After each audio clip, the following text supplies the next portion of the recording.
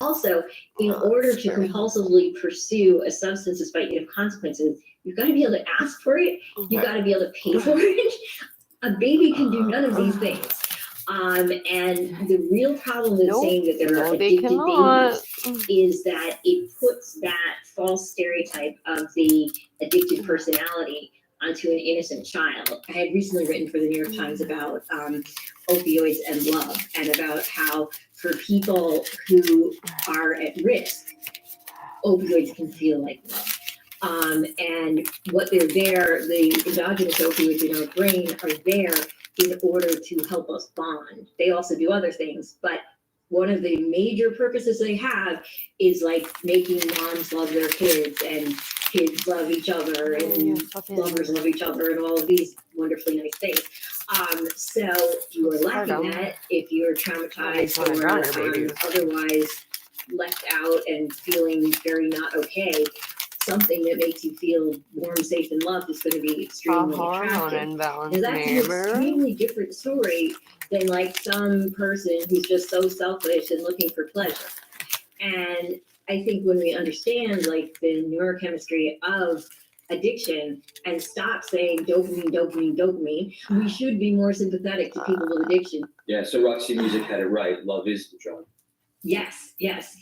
So when people talk about physical addiction versus psychological addiction, which seems to be two sort of cliches in our culture, what are they actually talking about? Well, they're talking nonsense. If you go back to early conceptions of addiction, because they were trying to be scientific, they wanted something that was measurable. So you can really measure if somebody's puking and shaking and all of the classic signs of heroin withdrawal and alcohol withdrawal. And it became easy from the outside to hypothesize that addiction is about avoiding withdrawal. But the really lovely thing that that approach did to our culture was that because they only saw physical dependence as being real addiction, cocaine wasn't addictive because you don't get sick when you quit cocaine. And I believe very deeply that cocaine is addictive. I've had experience with it. I was shooting it, but I really didn't want to be.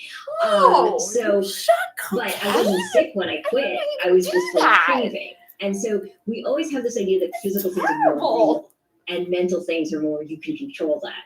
But that's not really how the brain works. Okay, let's talk about the brain for a minute, and in particular about pleasure. Which is maybe more complex than people realize.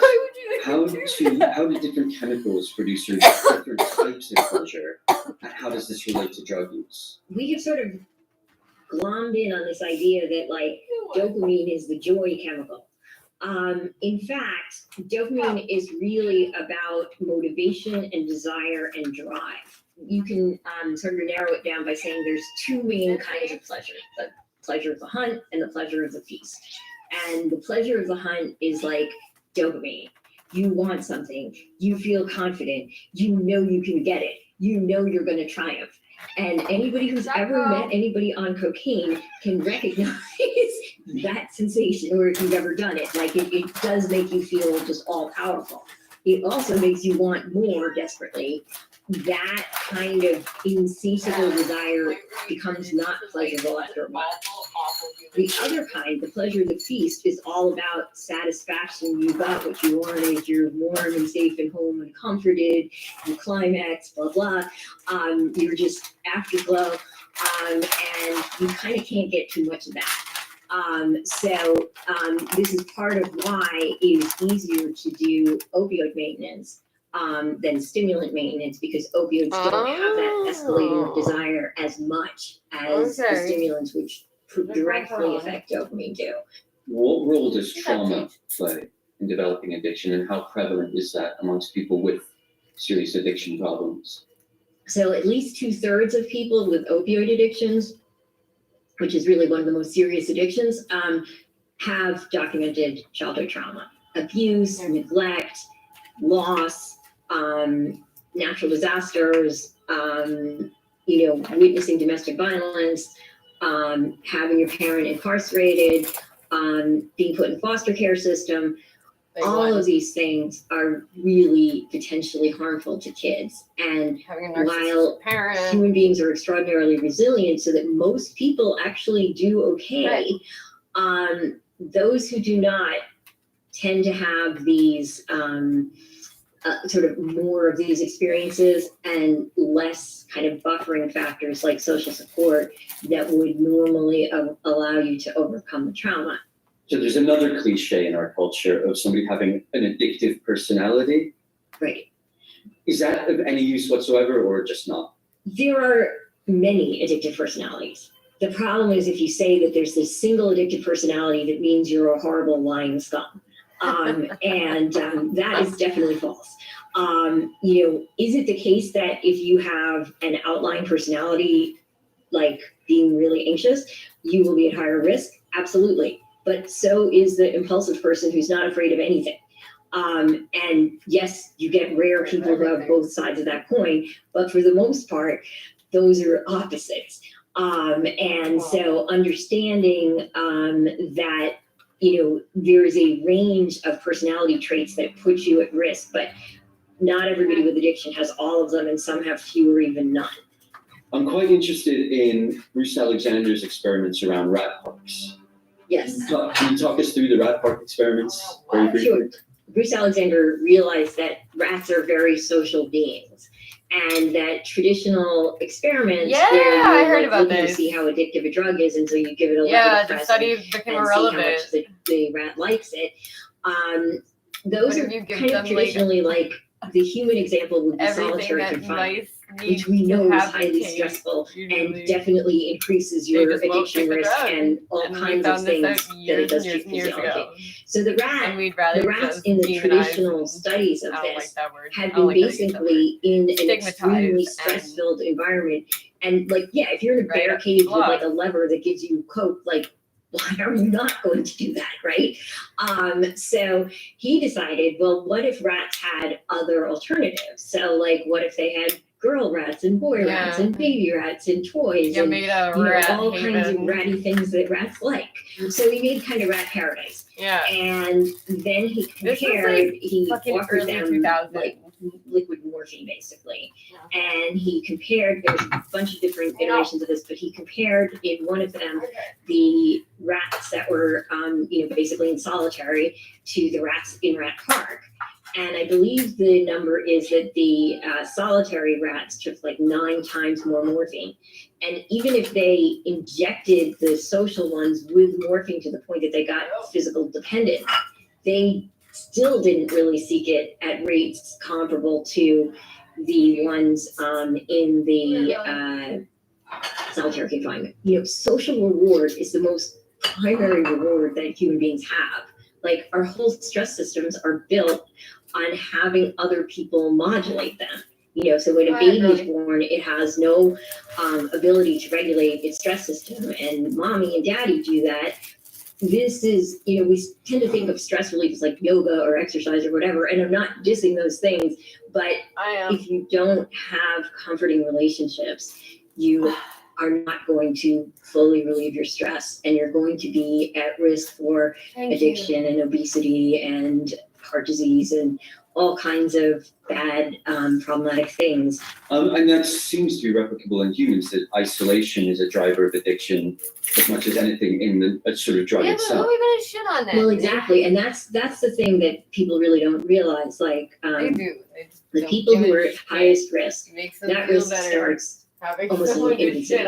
And in early childhood, if you have an outlying temperament, which is often a sign that you may have a developmental disorder or an incipient mental illness. But if you're the most sensitive kid, or the least sensitive kid, or the most anxious kid, or the most bold kid, hypochondriac, they are vulnerable to being picked on by bullies. They don't feel good in their social connections for these various reasons because they are so different. You could be a super sensitive kid, and that could be no problem whatsoever if you have ways of modulating your emotions. But if you don't, you may find that drugs do that quite nicely.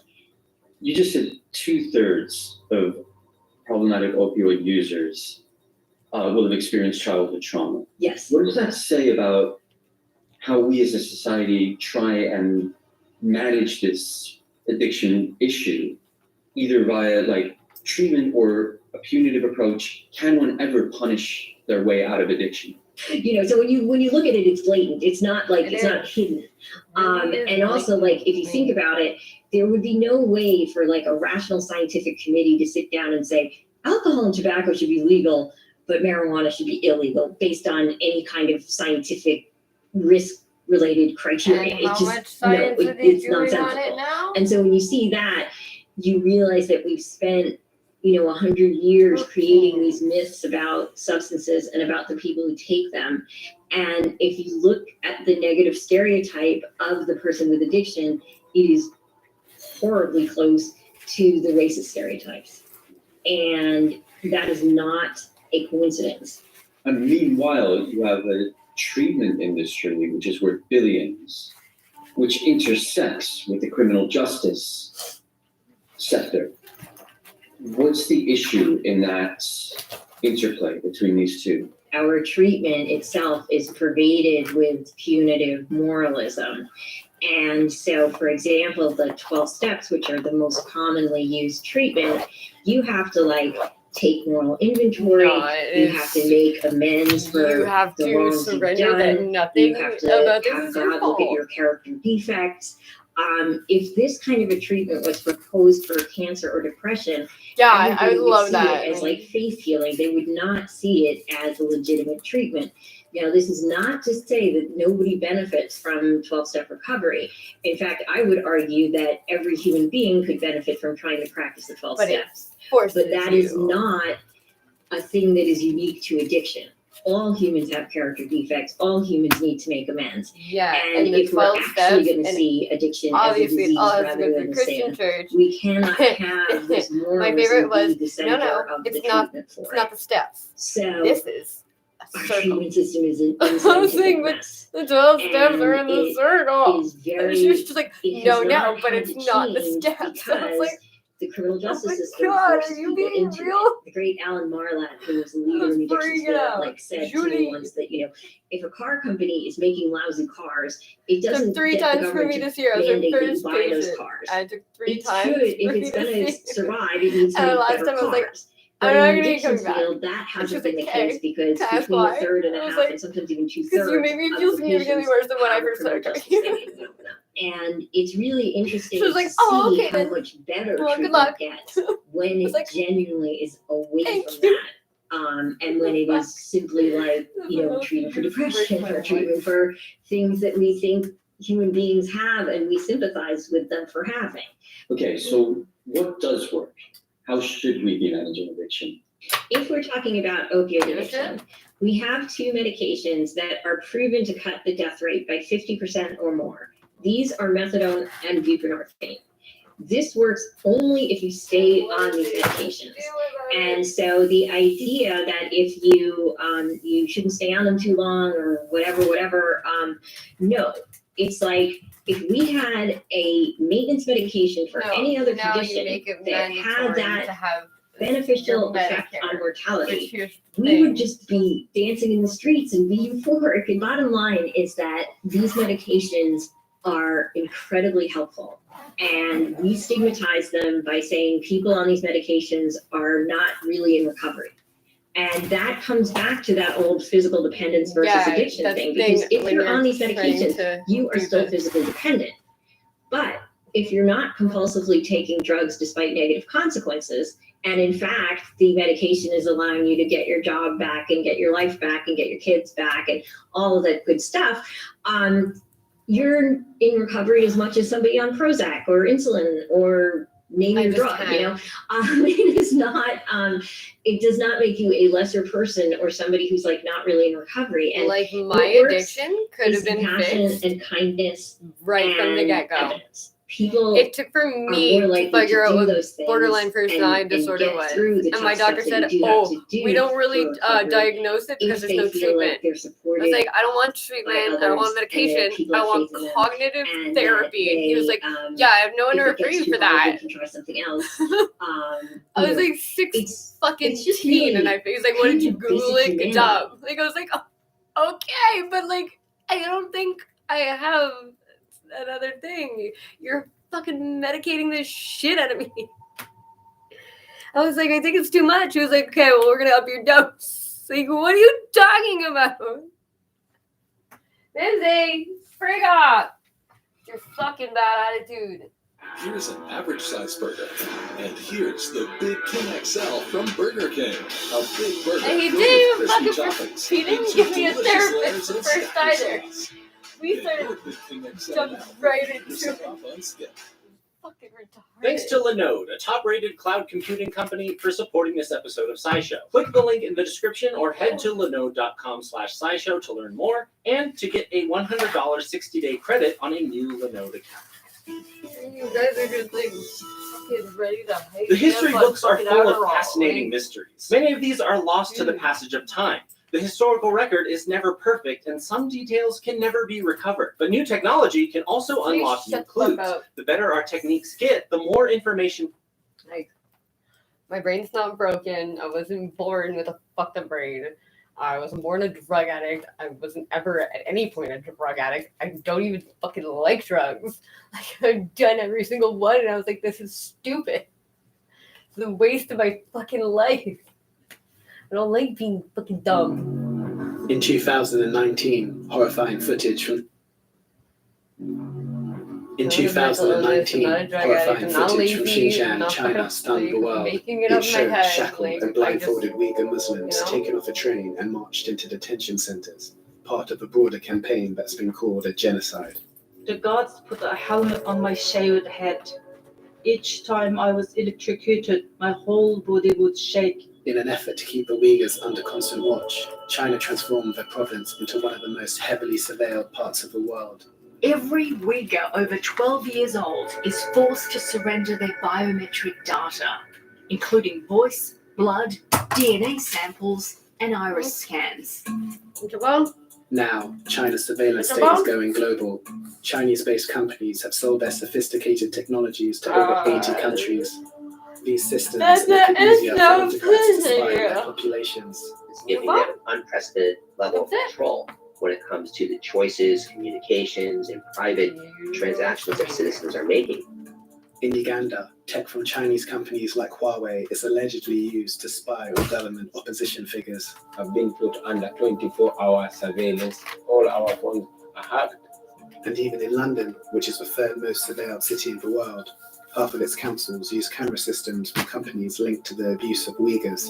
In the UK, there's an estimated 4 to 6 million CCTV cameras. More governments are moving towards the Chinese model of censorship and automated surveillance. China is a took one prototype fucking teacher. of what the So 21st century grade digital 9 authoritarian is. Actually, An proved me that unregulated it global wasn't industry of stupid. spyware is providing cheap As spying it would tools turn to out. dictators. When you Spyware teach from me in the Israel's language Aoso that I Group was speak. used to hack and monitor the family of murdered I've Saudi actually journalist Jamal Khashoggi. advanced math, and I was like, I As the don't Winter even, I Olympics didn't kick show off up in to Beijing, grade 8 or 9 visiting foreign math, athletes 7, have 8, been 9. warned I not didn't to show speak up out. to any of it. In November, Ask me about tennis volume, star Peng circumference, Shuai disappeared don't know. for weeks after Not a she fucking accused thing. a Chinese official of sexual assault.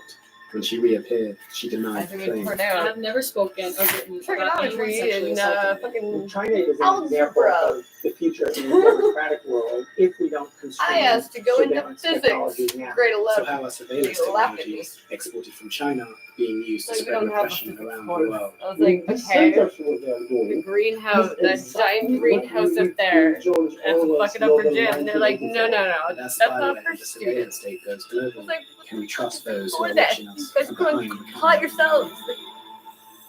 How do you think? The region of Xinjiang has long been a pressure Like, everyone point got where the China's fucking ethnic memo. tensions have played Except out. me. The government has repressed the Uyghurs at an unprecedented level, holding many in mass-scale detention centers. Witness accounts, satellite imagery, and Communist Party documents reveal what appears to be the largest imprisonment of people on the basis of religion since the Holocaust. the region has become the testing ground for the next generation of surveillance tools. An immense network of security cameras, some equipped with facial recognition, is constantly monitoring the streets. You almost have what some have described as a laboratory of digital surveillance where these AI companies have tested what is possible when it comes to collecting all manner of information and then using those for fairly chilling and insidious security purposes. And it's not just Xinjiang. Many of these technologies are being deployed across the country, from smart cities that use AI to contact the police when it detects wanted criminals to a social credit system that ranks you. Everywhere she goes, Ouyang Haoyu is followed. What she buys, how she behaves, is tracked and scored to show how responsible and trustworthy she is. When the Chinese citizen does something or doesn't do something, this kind of system will rate them, will incentivize them, or punish them. It provides a futuristic model for controlling its 1.4 billion population. 然后呢，这里头的细节呢，我们可以看到很多标签，包括人的着装上身和下身的着装，然后颜色、性别、年龄。When you put them together, they enable not just individual surveillance, but surveillance that is practically total, enabling the government to have insight into the entirety of a community's life. Now, China's digital authoritarianism is spreading beyond its borders. In the past 2 decades, Chinese companies like Huawei and Hikvision have sold camera surveillance systems to dozens of countries, many of which have poor human rights records. They all have something in common. They govern like autocrats. These leaders are rising in an age where technology can make their lives much easier. China is not the only country whose companies are selling this technology. But what we do find is that in certain countries, Chinese companies have been very aggressive in terms of trying to introduce authorities to facial recognition, to building surveillance networks that can enhance the ability of security services to watch citizens. Some countries are offered Chinese loans to pay for these systems. It also secures a diplomatic relationship. And the surveillance cameras go with that kind of technical infrastructure power, creating certain dependency in those societies that Chinese government can further exert influence, including making them in debt. While there are legitimate reasons for surveillance, the fear is that they will be used to monitor and repress dissent. The problem is that once governments get access to the tools of surveillance, they can use them often to surveil journalists or activists or those simply who are criticizing government. That can very easily constitute a form of a human rights violation. Yes.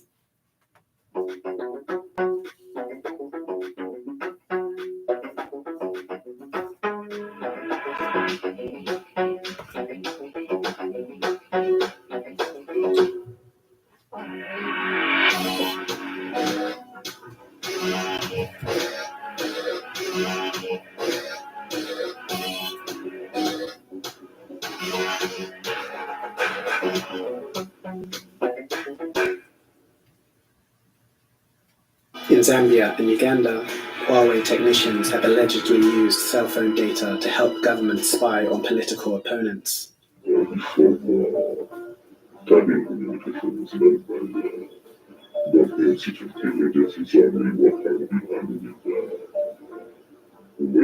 Huawei rejects the claims, but many still have questions. You're giving enhanced tools to those regimes and their security services, and so the natural question or result would be an even greater propensity for abuse against their citizens.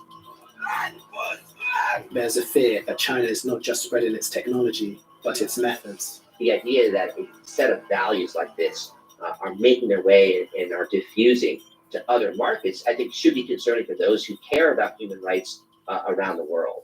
And it's not just dictatorships. Western countries are utilizing these tools too. Numerous cities like London still employ surveillance systems from Chinese companies Hikvision and Dahua that are linked to the abuse of Uyghurs. Those surveillance tools that are widely used in the Western world were created by the Chinese companies. They were tested on my people, and my people suffered for it. Some governments, such as the US and UK, have placed major restrictions on Huawei and ZTE technology, concerned that they may assist Beijing with intelligence gathering. The best way to secure our networks is for operators to stop using new affected Huawei equipment to build the UK's future 5G networks. Chinese-based companies are required by law to hand data over if requested by authorities. It's a total black box. You have no idea what's being collected, how it's being used, and what's going to be the outcome from it. And as a citizen in a country, particularly one where there is a question about the protection of human rights, this ought to raise alarm bells.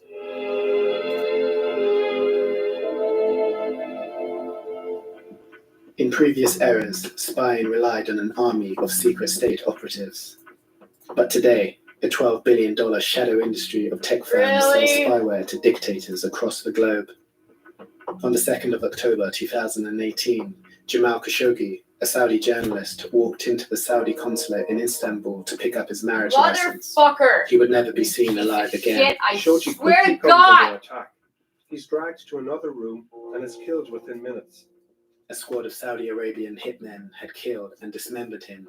Spyware called Pegasus from Israeli-based company the NSO Group was found on the phones of Khashoggi's families and friends. Pegasus spyware allows the operators, the person using it, to extract information from your phone, to access the contents of your phone. The NSO Group claims it only sells its software to vetted government clients for security purposes.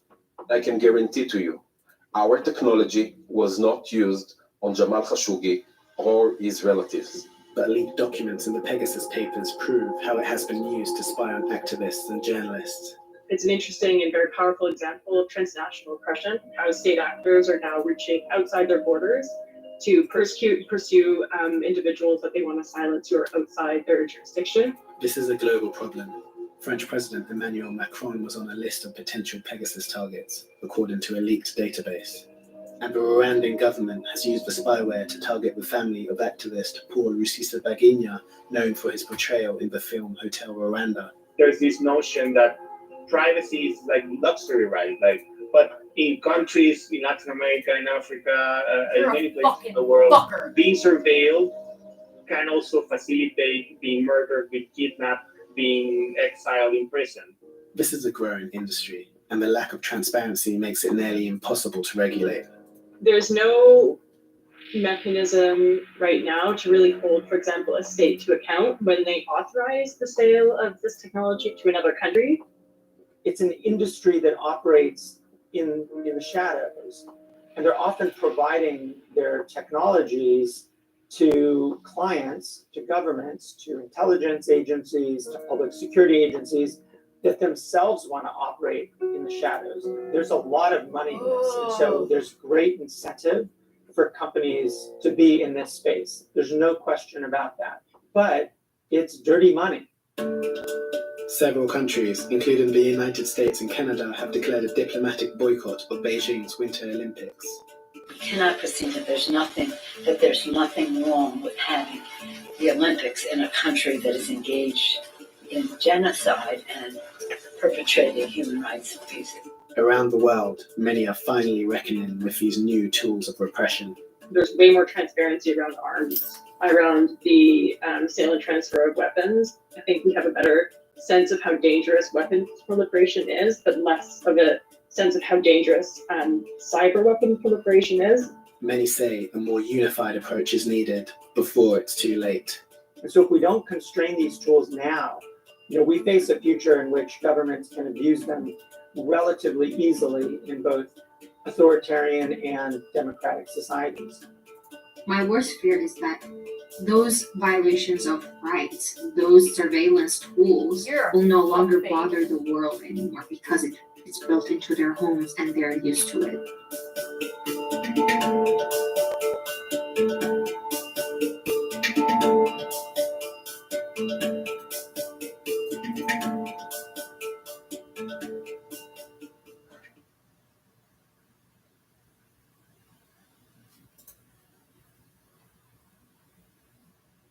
There's lots of predictions in the TV show Black Mirror about what the future might look like. Augmented memories and social networks that run a society. And weird 80s revival. Anyway, today I want to talk about one prediction in Black Mirror that I think is about to come true. Many episodes are set in these beautiful mansions, seemingly out in the middle of nowhere, and I always assumed watching it that this was the consequence of self-driving cars or something. You know, you can like sit back in your car, commute to the city watching TV, hit the turps at night, and then afterwards your car will drive you home. Wow, really? Enable the autopilot, so you don't kill your third pedestrian. Who's he talking to? Oh, buddy, this boy's a hardcore alkie. But now I'm realizing this world is coming much sooner for a much more mundane reason.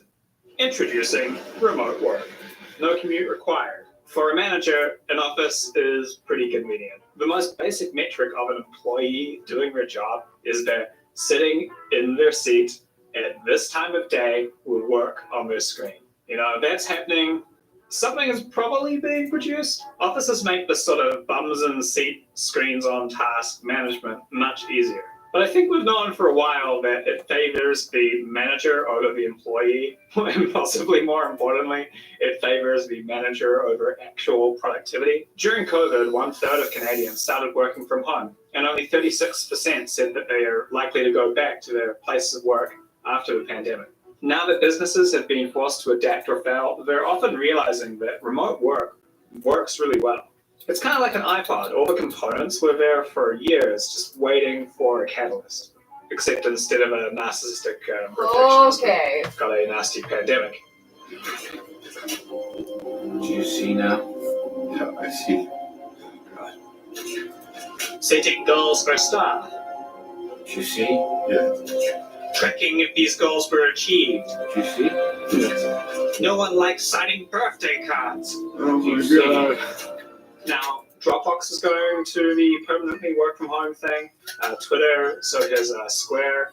In Canada, big players like Shopify and Rogers are also moving to work from home. Even small companies like the guy I bought my chair from the other day. It's like, why are you selling all these chairs, man? And he told me, I was like, that's really interesting. Hit it home with my chair and lots of ideas for videos.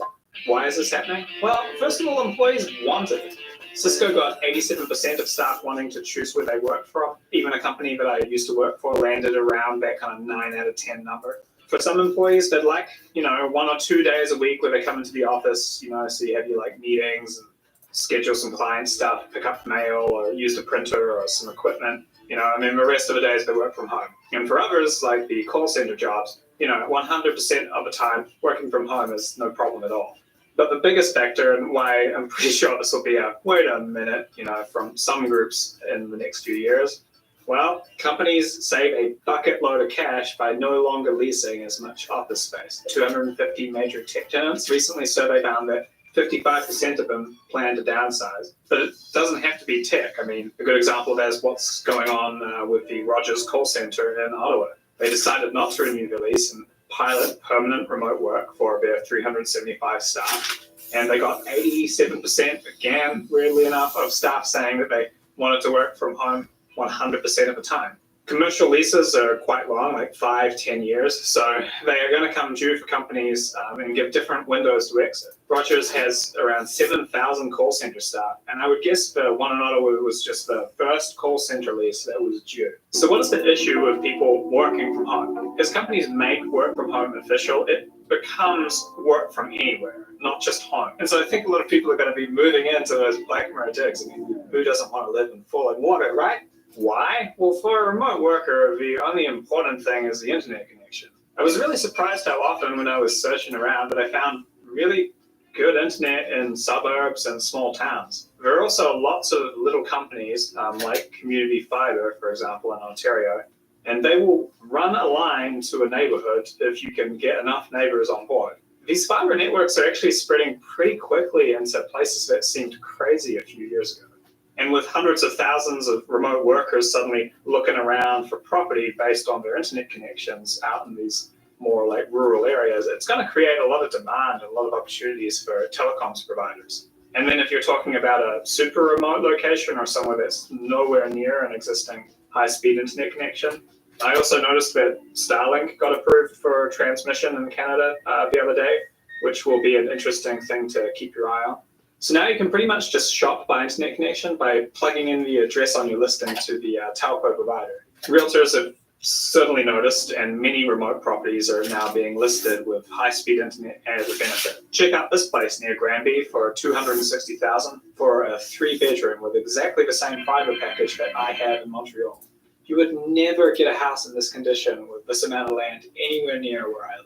And here's another option if you wanted to build your own place. Most places outside cities are cheaper and easier to build in. There's less regulations and less neighbors to have to get approval from. So here's this 5-acre lot to build your house on. Nice lake, fast internet, and only $129,000. Both of these places are about like an hour and a half commute from downtown. In many places in North America, people already make that sort of a commute every day. Even more will, and they only have to make it once or twice a week in exchange for like a 75% discount on a house. And speaking of transport, when you want to go to town, you're going to be enjoying these record low oil prices and an even cheaper, ever increasing range of great electric vehicles. Yay, I'm an environmentalist. I mean, I'm joking because right now this lifestyle would be terrible for the environment. A lot of that is caused by transport emissions. But there's a future coming very soon where this sort of lifestyle doesn't have the impact that it used to. You know, solar panels on the roof, electric delivery vehicles, and an electric car for the few days where you do commute or go and run errands. Of course, many cities have also been building transit lines that enable people to use park and ride car parks. The two properties are actually only an hour away from the terminus station for the new REM in Montreal, where parking will be cheap and easy. Another advantage for completely remote work is income taxes. Certain states like Texas have no income tax. Even in Canada, between the provinces, there's a large variation in the sorts of taxes that you pay. I mean, Quebec is not very competitive, and Ontario is really not that far. Thinking beyond that, some countries have incredibly low cost of living, not just property, and they also have low taxes. But before you're getting stoked about paying off your mortgage in 2 years and going to live in Fiji, you got to think through what this actually means. If your employer allows you to live anywhere and do your job, then your employer can also hire from anywhere. It's kind of the second step. The labor market for white-collar jobs is about to become very globalized. White-collar workers will face the same levels of competition that destroyed manufacturing jobs. Your inherent proximity advantage dissolves when you are just another window in a Zoom meeting. It's probably going to be fine. Or is it? Is this happening? So there's absolutely no doubt that remote work is occurring more. I think we can all agree on that. But are the fairly obvious economic drivers leading to an exodus from downtown? And if it is, what are the consequences? Anecdotally, which is the worst sort of evidence, you know, it illustrates a point. I heard about some people moving to cabin country and deciding to change their children's school district for the year. And that struck me because human parents love their children and probably don't want to have to make them move school districts and stuff. But also, if their employer said to them, well, you have to come back, sorry, COVID's over and back in the office, they could easily just say, well, I quit. Because now there are so many employers who would say, no problem. Anyone who wants to work remotely can probably find a job working remotely. You don't have to wait for your employer to figure it out if you really want that rural or suburban lifestyle. As far as hard evidence goes, because the census and school enrollments and all this stuff are just all up in the air and unreliable at the moment, I think the first indicator for us would be an oversupply of condos in city centers. This would happen because condos are basically the opposite of a product that a remote worker would want, because their selling point is often being close to the workplace. But their downside is that they're not very spacious. And space is something that we want if we're working from home. Space is a necessary thing.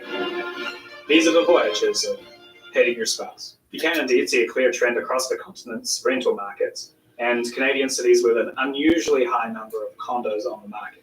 In Montreal right now, for example, there are currently 1,330 more units on the market than there were last year. This hasn't really been explained by increased supply, because thanks to COVID, we have also completed less builds this year than last year at this time. This is actually very concerning because, despite all this, month to month, you see a 10% increase in price on the previous year. And there's another consequence that you'd expect to see, which is concerning, and that's vacant office space downtown, which should also impact condo prices, because most of downtown in Montreal, at least, is mixed zone, which means as buildings empty out of their commercial tenants, we'll probably start to see a conversion over to residential. There's demand for that. In fact, to save downtown and ensure a consumer base for whatever businesses are left after this, we're going to need to rapidly convert all of this stuff over to residential. People seem to have forgotten that there is no rule that says property values have to keep going up forever. With all these changes going on, immigration now the lowest that it's been in over 20 years, and the shape of our population pyramid, I'm hesitant to say this because people always pay the price for betting against the property market, and even crashes always recover if the fundamentals are there. But it's the fundamentals that are what are concerning to me. Back in 2008, our large cities were still highly desirable places, even if the economy sucked. But the fundamentals might change this time because we're basically about to find out who actually wants to live here. I'm always surprised how many people I meet that don't actually love living in the city. A lot of people seem to have a desire to live next to nature and do some bird watching or have a backyard or whatever. They don't like neighbors or noise and going out to restaurants and live shows and the benefits that you actually get from living in a city. They're reluctantly here. And then at the same time, for me, I like people watching, sitting in the park. Although I guess I'll do some bird watching sometimes, but only for peacocks. He's so cultured. The question really is, what do millennials want? What do they want? So far, they've been really into city life, and it's driven a huge revitalization of city centers. What we're about to find out is how many of them were just there to avoid commuting. And if it's not many, well, when demand is high and unmet, you get gentrification. If demand is low and oversupplied, you get blight. And oh man, people complain about gentrification forcing people out of neighborhoods. It's like a neighborhood loses its heart with gentrification. Oh, but with blight, it loses its life. We already have lots of retail in the state already, and we could potentially be adding millions of square feet of commercial to that. If residential demand doesn't pick up the slack, we're quite fucked. If you end up with a smaller tax base and no commuters, public transit budgets won't work. These restaurants and shops that relied on, office workers can close. Things can get quite depressing.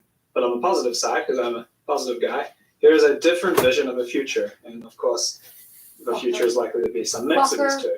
There's a future for our society that is happier because people are getting to choose what they actually want, not what their employer wants. People who want to live in the city live there because they want that lifestyle.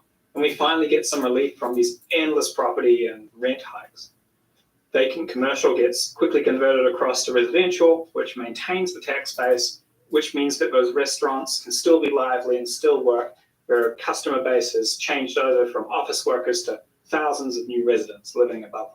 And in the past, this urbanist nightmare of a huge number of people moving to the suburbs and commuting in each day meant massive congestion in the city. But with remote work and delivery, we don't need to use the streets as much as we used to for cars.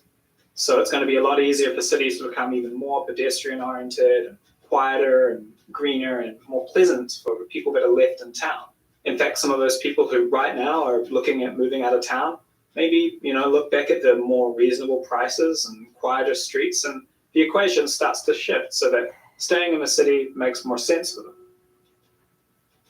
Do you want me to say it? Here it goes.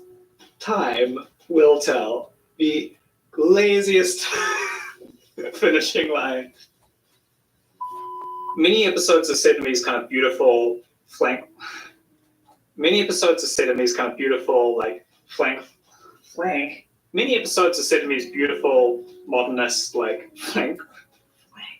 why can't I say Frank? Many episodes are set in these beautiful, Many episodes are set in these beautiful and remote, Fuck you, Paige. Frank Lloyd Wright. Frank Lloyd Wright. So I think a lot of people are going to be moving into those Black Mirror digs. Who doesn't want to live there? Flank.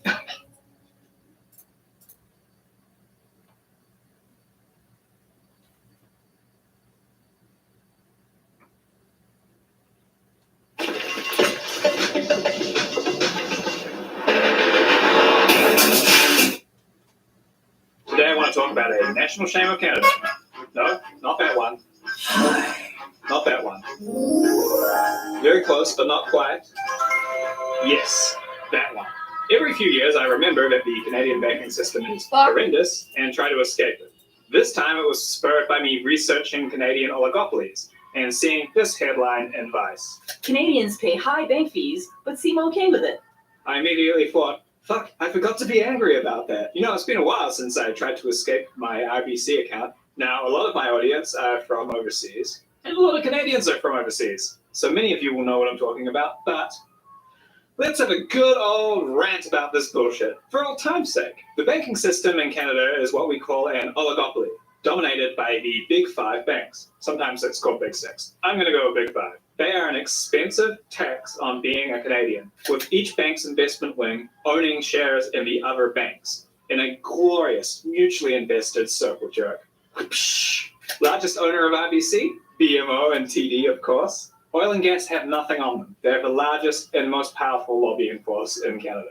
Lobbying records show 388 contacts for RBC alone, and what looks like a standing bi-monthly meeting between them and the government.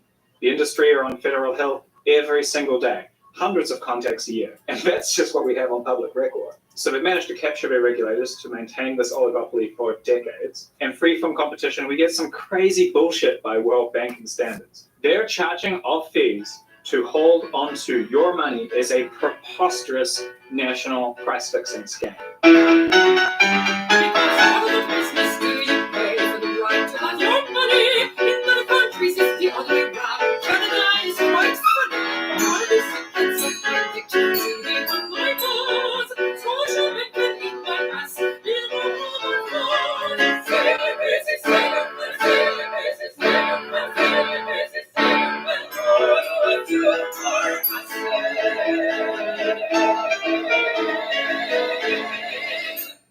When you sign up for a bank, they're going to get your business for credit cards, mortgages, investment products, lines of credit, but Canadian banks are so greedy that they also have to shaft you for the privilege of having your cash. Not a surprise, but Canadian bank stocks have been highly profitable compared to banks in even the United States. Canadian personal and commercial banking unit, which typically is the largest source of profit. In the US, a country with a notoriously shit consumer banking system, TD will let you have a fully featured checking account as long as you keep just $100 in there. What about in Canada? Effectively the same account, it's $3,000, 30 times higher than it should be. But you know what is 30 times lower? The interest rate that they have on their savings account. Now we know that over 50% of Canadians live paycheck to paycheck. And of course, we also know that the people who maintain an account balance of thousands of dollars to avoid paying those fees also own stock. Which means that in effect, Canada is applying a shocking regressive taxation on the country, taxing the poor in bank fees to give to the rich shareholders. But if you're rich, you should actually be more annoyed. That $3,000 you put in the accounts to avoid paying fees of $131 could pretty easily be earning you $300 a year if it was put into an investment. You're actually getting screwed over more than a poor person because of opportunity cost, and you should just pay the fee. The bank that you have your money in is using that $3,000 to make the money that you should be making. Damn very good. But I haven't even started. Being open on a weekend is rare and celebrated.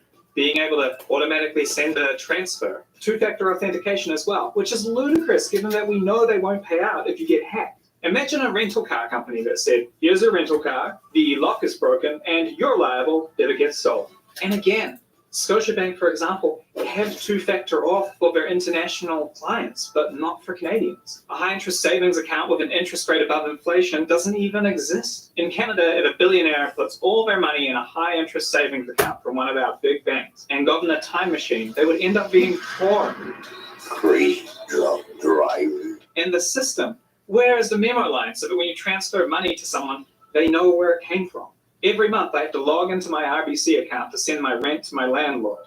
There I am greeted by the transfers from my roommates, which I have to go into my email inbox to figure out who they came from. Still want to pay your rent this month, Paige? Sure do, RBC. What's that random deposit? It's an e-transfer. But from who? E-transfer. But who sent it and for what? E-transfer.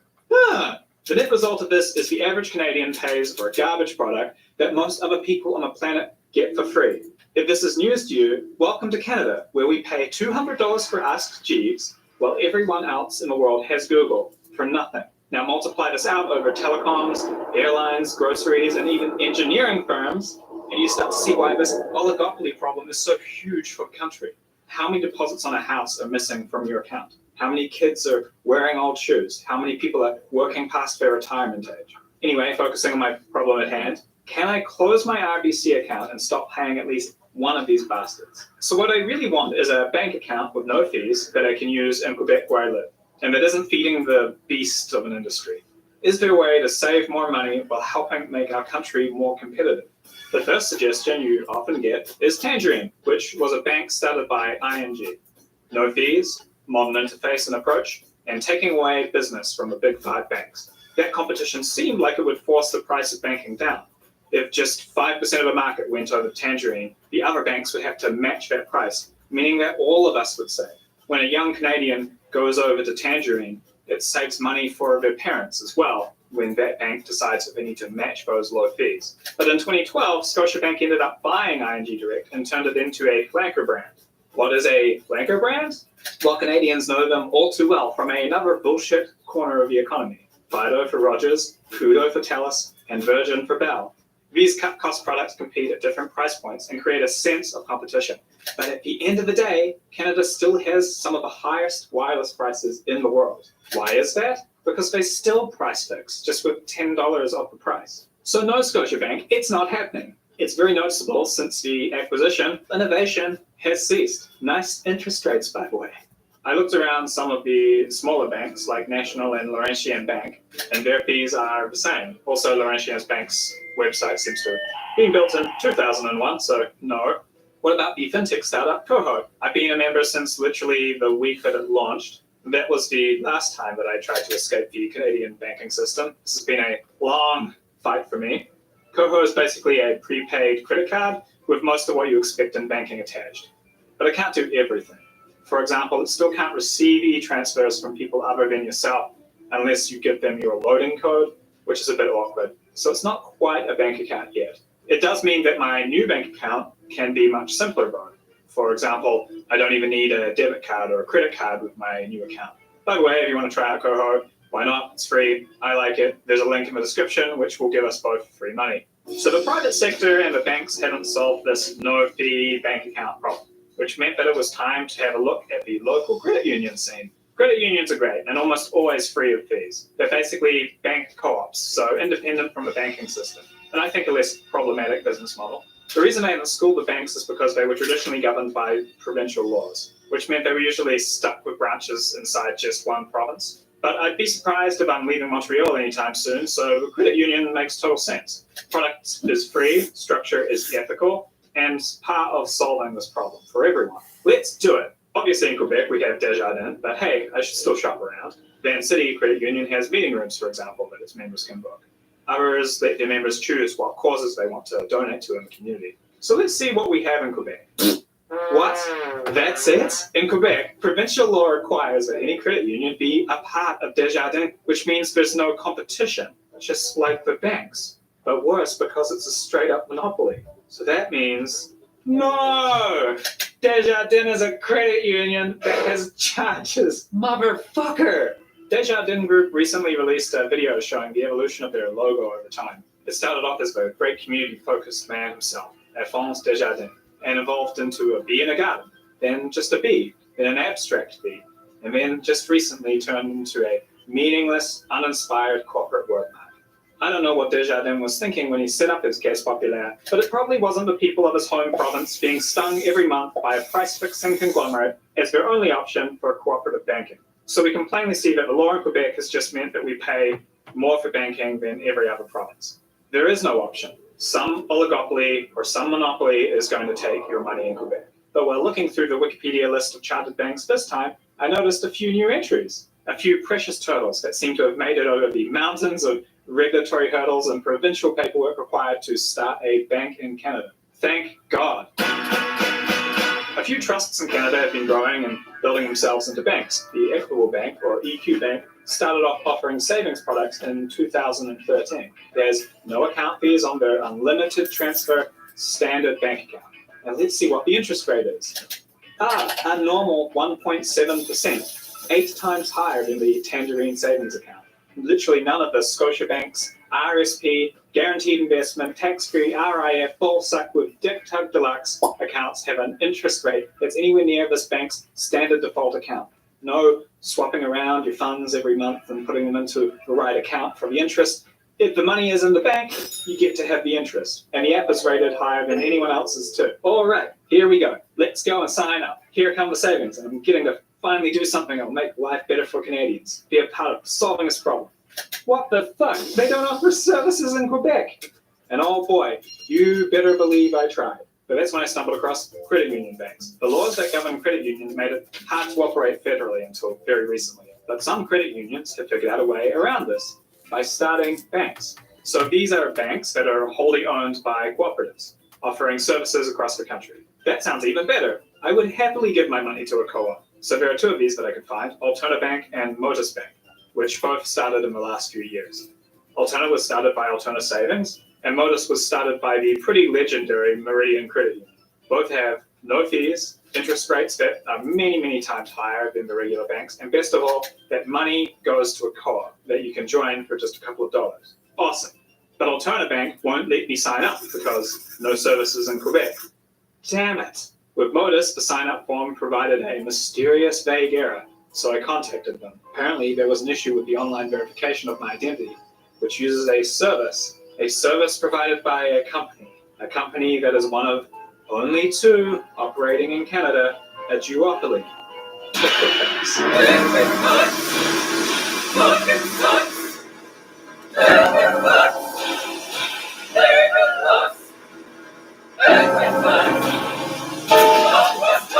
So I was researching oligopolies because I consider them to be the most destructive force in the Canadian economy, and I think this story tells you why.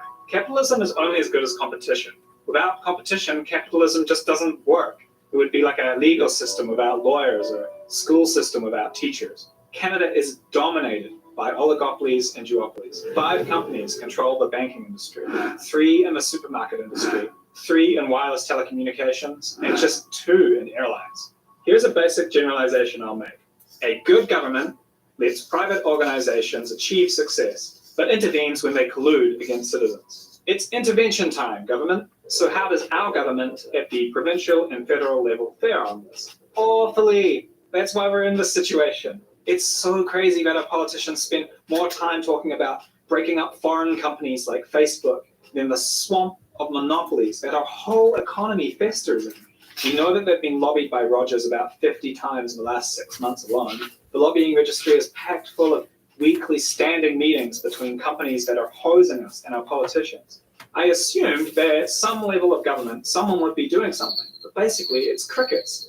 No one's campaigning on fixing this problem with any serious solutions. The NDP are boldly asking the government to stand up to the big banks by asking them to waive fees on credit card charges just for this year. Check out the balls on this guy, requesting that the school bully skips stealing your lunch. Just today, politicians have been co-opted. We're getting hosed. Parliamentary inquiries go nowhere, even when whistleblowers are blowing themselves hoarse. There was one CBC article where over 1,000 people whistleblowed. Would you have 1,000 people whistleblowing about something and not do something about it?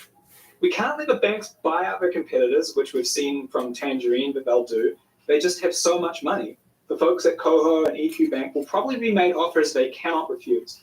In fact, it's quite likely that one of their long-term business plans for the business is to be bought out. That means our only hope is now these credit union banks. And who knows what the lawyers and lobbyists that work for the big banks are going to be cooking up for them right now if they don't sell out.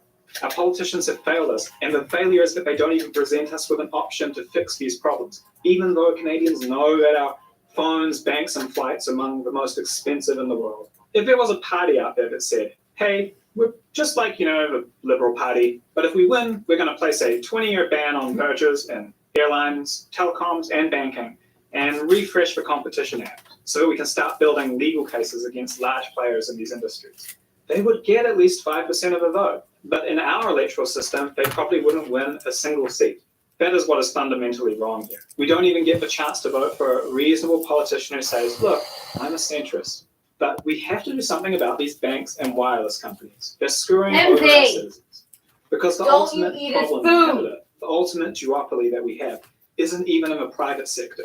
It's the Liberal and Conservative Party. And the regulation that we apply to break this duopoly up is called proportional representation.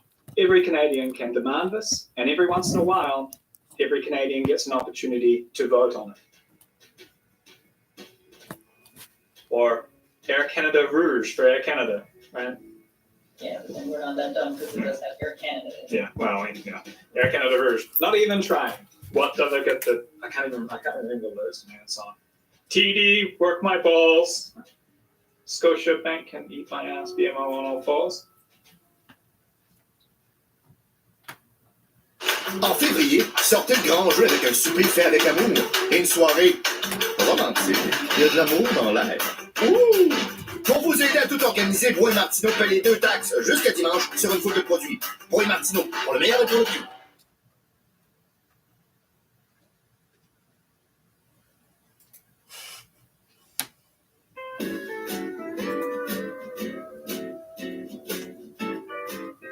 I have spent more time trying to learn a language than just about anything else in life.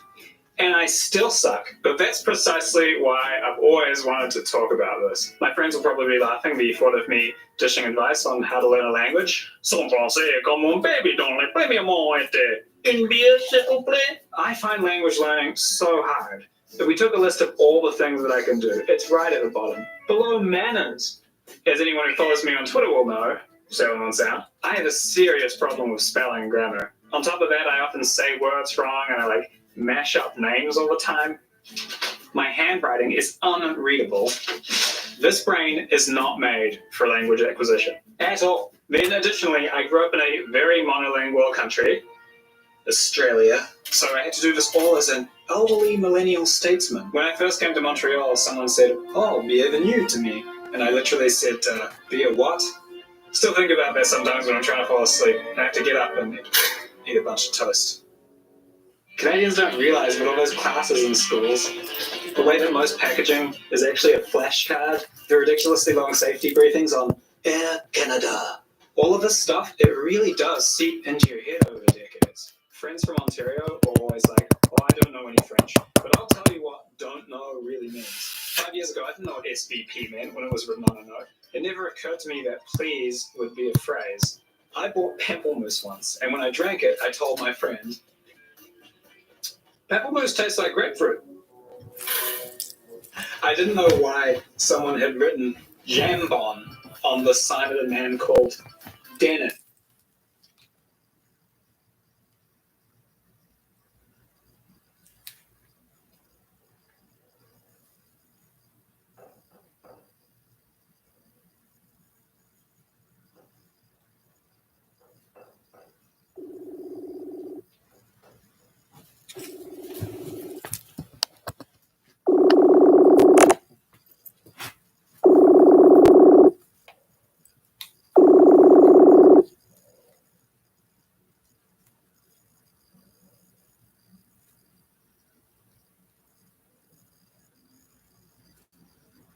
Hello?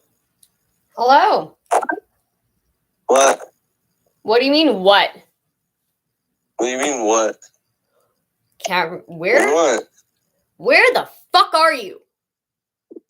I'm at Blake's. Where are you? You're at Blake's. Yeah. Just finished our match. Uh-huh. Uh-huh. Yeah, I'll be home in a couple of minutes.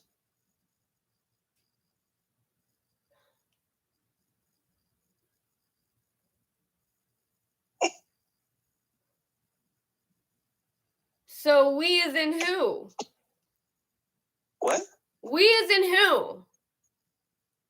We even who? What? We as in who? What do you mean we? You just said we just finished playing a match. Yes, me and Blake just finished playing a match. Can I finish putting my models away?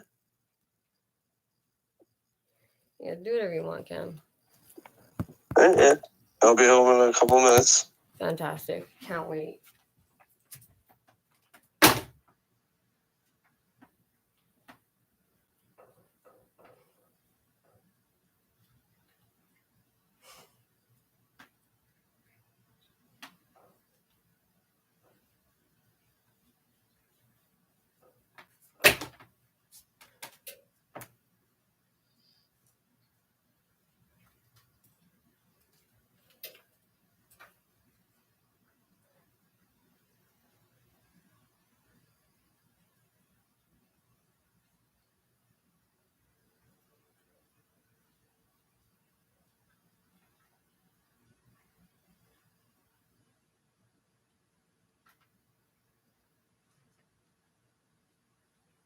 Travis Danraj was at the site as police moved through earlier. And Travis, take us through what happened tonight. Yeah, that's right, Ian. We certainly are seeing. Travis Danraj was at the site as police moved through earlier. And Travis, take us through what happened tonight. Yeah, that's right, Ian. We certainly are seeing enforcement ramp up on this 10th day of the demonstration. There have been several arrests that Ottawa police have just announced, 7 arrests in total, and 2 of those arrests were at that scene that you were just talking about, at that staging site where a lot of the protesters were and bringing fuel into town. That's where they brought the fuel initially, and then they would distribute it to downtown. So police say 2 people at that baseball parking lot were arrested and charged with mischief. Also, multiple vehicles seized and fuel seized. There were also 5 other arrests today in relation to incidents that happened downtown. And Ian, overall, they say 60 criminal investigations on everything from hate crimes to property damage to vandalism, and threats have been underway, but are underway. And so Travis, the city now under a state of emergency. What do we know about what all of this means for the protests going forward?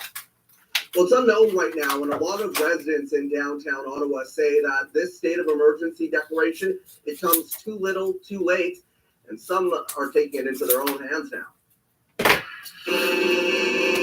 For 10 days, it has been relentless. Horns, sirens, fireworks at all hours. The state of emergency won't stop that. Simply cut red tape at City Hall to get equipment faster.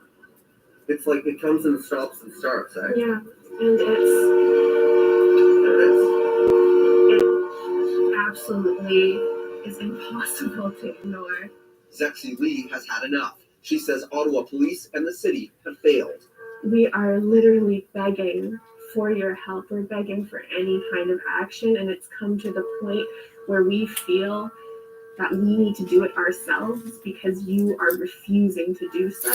Lee is the plaintiff in a proposed class action lawsuit of Ottawa residents claiming up to $10 million in damages against organizers of the convoy, citing significant mental health effects the and fucking dangerous roles sound were levels. reversed right now, it would be It's really a fucking national security issue. There's literally all out ATs fucking war. everywhere. Like, There's it would be a fireworks in fucking close proximity. hellhole. And quite frankly, it's dangerous to those protesters themselves. Ottawa police say they don't have the resources needed. Still, enforcement is ramping up.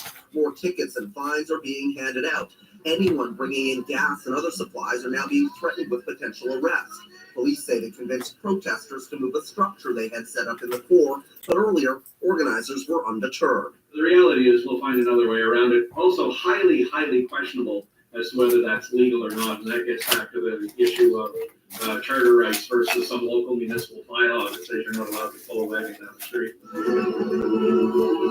carnival-like atmosphere, bouncy castles, saunas, and more, on top of safety concerns for emergency vehicles and growing claims of harassment towards citizens. What do you want to tell these protesters that they're also This is not peaceful.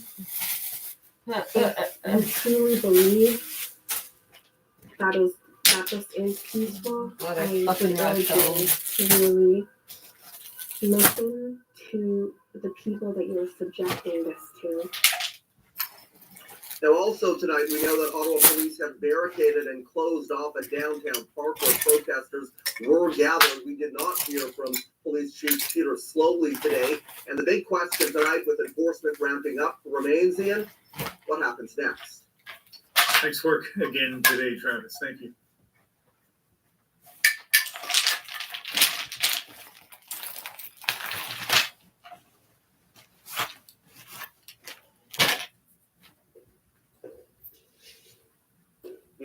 Yeah. No, it's great to be here. Great to be here. It's New York Times. It's very exciting. Yes, I can hear you. Yeah. See if you can do something with these eyes. Yeah, but bags like Yoda's ball sack. So you just want me to explain why British people are so soft with Boris Johnson, basically, in a way that an American audience can understand, right? Without swearing, obviously. Sorry. Let me think. Boris Johnson, a demonstrable liar who's only out for himself. Don't know if that sounds familiar to an American audience. Boris Johnson, a narcissist with shit hair. Again, sound familiar? Actually, I can't say liar, can I? Really? Oh, in the UK, you can't call them liars. You have to say, like, oh, he inadvertently misled Parliament. Seriously, I can just come out and say it. Call him a liar. Oh, God bless America. Okay, let's go for one, shall we? Yeah. The first thing you need to know about Boris Johnson is he's a liar. Trumpian is the ease with which he tells porkies, but Boris is a product of a system that, porky pies, lies. Cockney rhyming saying, you're apples and pears, and you don't have that. No, of course you don't. American audience. Sorry, New York Times. Boris Johnson is a liar. Just keep it simple. Stick to that. Okay. Let's start from the beginning, okay? It began with a party. It seems there really might have been a Christmas party at Downing Street. Staff here in number 10 held a large party, seemingly breaking COVID rules. 2 parties. New allegations that he broke his own COVID lockdown rules again. 16 of them. 16 separate piss-ups. Most of them when the rest of the country was in full lockdown. You should not be meeting friends. If your friends ask you to meet, you should say no. At a time when the Prime Minister was telling us all to have no social contact with friends, colleagues, and, in thousands of instances, dying relatives, when the cops were handing out fines for anyone inviting more than 2 people over for a cup of tea, the people who set those rules were having work drinks, summer garden parties, and later Christmas office quiz nights. But the one that got us really riled up... 2 parties were held at number 10. The night before the Duke of Edinburgh's funeral. Boris was forced to apologise to the Queen when it emerged 2 of those parties took place the night before her husband's funeral. The Queen, she's our head of state, a bit like your president, but she's in her 90s, so she's a lot younger than your guy. So on the day that the Queen sat on her own at her husband's funeral because of rules Boris had set, his closest colleagues in government were taking Alka-Seltzer and the morning after pill, having got blind drunk on BYO M&S G&Ts. BYO, bring your own, booze, drink, alcohol. M&S, Marks and Spencer's. It's like a British upmarket Walmart, except you can buy butter instead of military-grade assault rifles. G&T's, gin and tonics, a sort of English alcoholic Sprite. Anyway. All the guidelines were observed. I thought that I was attending a work event. Boris denied any knowledge of any parties until it became clear he was at some of them. Mr. Speaker, I want to apologise. I.e., he lied to the country and to Parliament. And he did it again this week when he lied to Parliament by denying that he previously lied to Parliament. And that's Boris all over. His lies are no secret. He essentially lied to the Queen when he illegally shut down Parliament. He lied to the country when he said Brexit would be good for farming and fishing and trade deals and the economy. He's been fired twice for lying. He was fired as a journalist from the London Times newspaper for simply just making stuff up. And he was fired for lying about shagging someone behind his wife's back. And shagging is English for making love, but in a sort of round the back of the pub next to some bins sort of way. A pub, that's a British bar where they serve warm ale and Scotch eggs. Scotch eggs, so they're boiled eggs covered in sausage meat and breadcrumbs, and they're disgusting. Sorry, I've just gone a bit off track there, haven't I? A bit nervous. New York Times.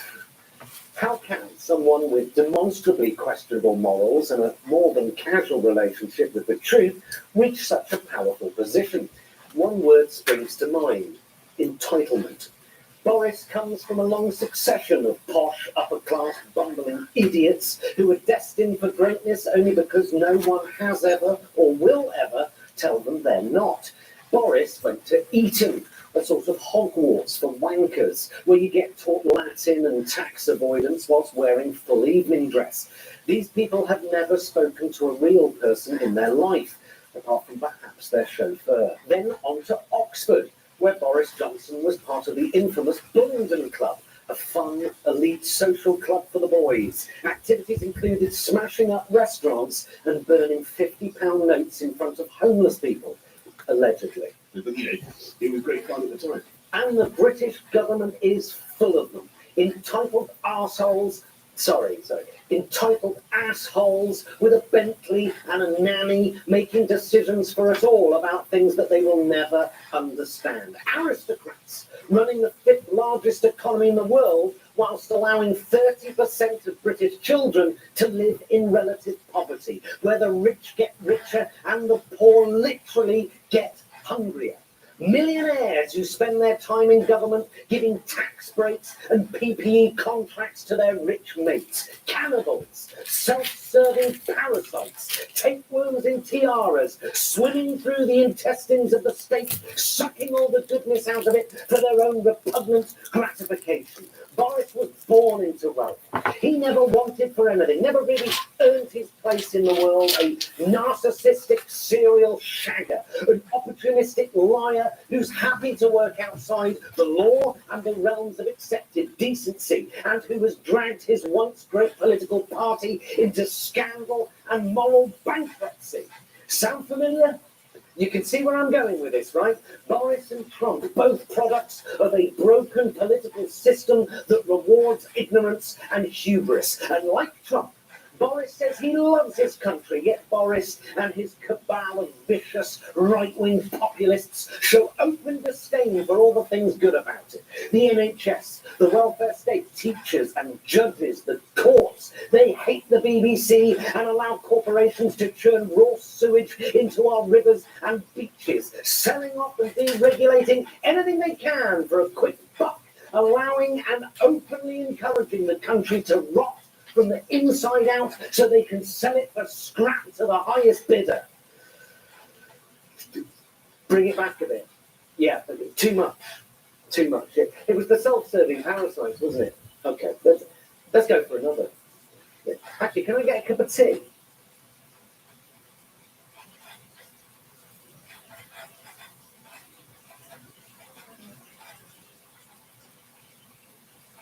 If I go quite quickly, if I'm going too quickly, stick your hand up and say you're going too quickly. But I'll try and cover basically these lessons. The lessons, what we've learned about the process of leaving the European Union is lesson number 1. What we've learned about trying to govern a divided country is lesson 2. What we've learned about our system of governance is the third set of lessons, how our constitution works. What we've learned about trade, what we've learned about ourselves, and at the end I'll speculate very briefly about what might come next in this Brexit saga, because you'll be delighted to know that whilst Brexit is done, it is nowhere near over. So first and foremost, there were lots of claims that leaving the European Union would be very, very easy. The easiest trade deal in history was what the quote we heard. None of those claims were taken seriously by anyone who had the faintest inkling of how the European Union works. And indeed, to be honest, the Brexiters had it right all along. It was the Eurosceptics back in the 1990s who would say the European Union has wrongly inveigled itself into the nooks and crannies of national life. They were spot on. But because the European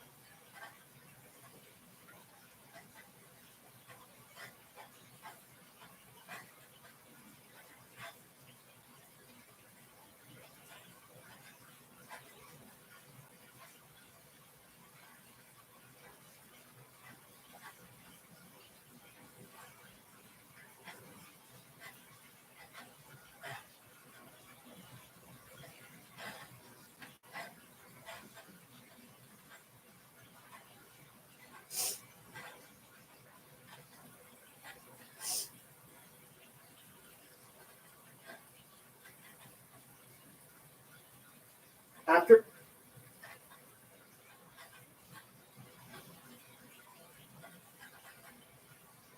All right, Saga, what are you looking?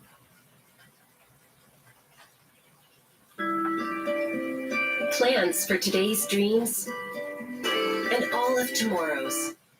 All right, Saga, what are you looking at? This pandemic should have been a wake-up call for all of us. It's not a coincidence the United States has fared so badly whenever it comes to corruption.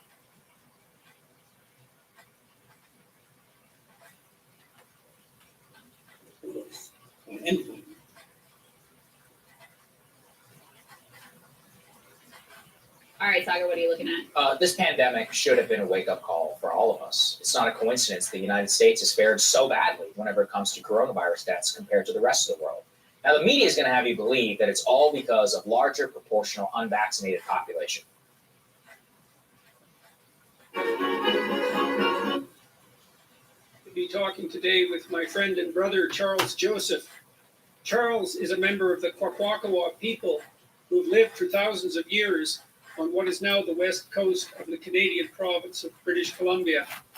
He's an accomplished artist who works primarily in cedar carving and has produced a body of work within and extending his native tradition, including a 50-foot totem pole, which was installed in 2017 on Sherbrooke Street in Montreal, in front of the Montreal Museum of Fine Art, and which stands there to this day. I'm just fucked. I met Charles about 15 years ago when I attended a little craft fair in Comox on Vancouver Island in British Columbia. I thought it would be all hippies and candles, and mostly it was, but my wife Tammy convinced me to go, so I did. Charles had set up an exhibit there in a tent on the advice of his wife, as it turned out, and he placed a couple of his carvings outside. I walked by and thought, whoever did that is a real artist, not just a hippie, and went in. I told him how much I liked his work. I always liked that style of work, that native Western style of carving, ever since I was a kid. And he showed me a photo album which contained an almost unbelievably large range of carving style and motif. That day I bought a couple of small pieces, but we made an agreement that he would send me a carving every 6 months round there, and I would buy it. And we just continued doing that for as long as we were both happy with the arrangement. That lasted for about 10 years before we started on a more major project together. I'll tell you the rest of that story as we continue our discussion. As I got to know Charles over a few years, eventually inviting him out to Toronto, he revealed more of his history. And we're going to talk about that today, along with discussing his arts and traditions and sources of inspiration.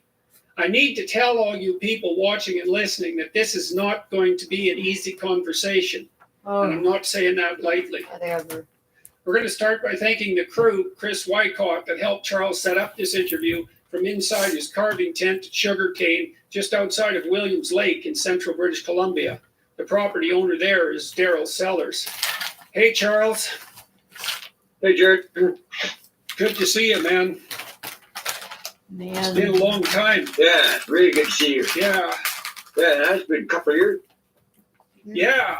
So why don't you tell what you remember about his first meeting? Oh, okay. It was in Comox, and art show was called Nautical Days, and I got invited to go by him. I was reluctant to go at first because I wasn't sure what was going to happen there. I'd never been to it. But I decided, okay, let's set up the table. And at that time, the first couple of days, there was barely anybody reaching my table, so I brought my basset hounds. And my basset hounds were there that day, and you and your wife showed up. I said, can I pet your dogs? So then you guys walked in and started looking at all the button blankets that were hanging behind me and all the art that was on the table. And from that day on, we became close friends, and I love it. Yeah, well, you told me something striking that day, or late, not long after that. I think you told me that I was the first white guy that you'd really made a friendship with. Is that right? Yeah. Yeah. The reason for that, Jared, I was reluctant to have non-native friends because of my residential past. I wasn't sure if I could trust anybody that way. Yeah, well, you told me the story, and that's one of the things I want you to do today. And that unfolded for us over a couple of years as we got to know each other, and it was pretty damn harrowing to listen to say the least. And so I thought one of the things we could do today is, well, I'd like you to tell your story right from the beginning. You told me about your grandparents and about when you were young, when you were in the hospital. People should know this. Well, it started off as I grew up with with my great grandparents. My mother and father gave me to my great grandparents on my father's side. My great grandparents were there, and my great grandparents were the ones that grew me up, looked after me, and then when I got put into a residential school, they were there trying to retrieve me back, because they took me from the hospital, right? Like the residential school people grabbed me from the hospital with 3 other kids that time. I was 5 years old, just turning just about probably 5.5 years old when they grabbed me. Yeah, well, you told me you'd spent quite a bit of time in a hospital because you got sick with a number of things simultaneously. And at that time, you also didn't speak English.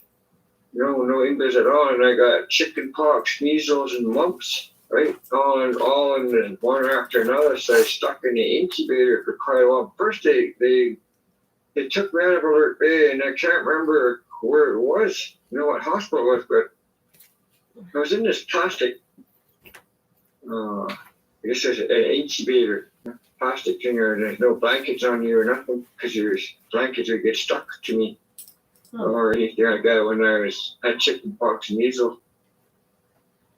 But when I was this young boy, and there's nobody in the room with me, no one seemed to be allowed to come around me.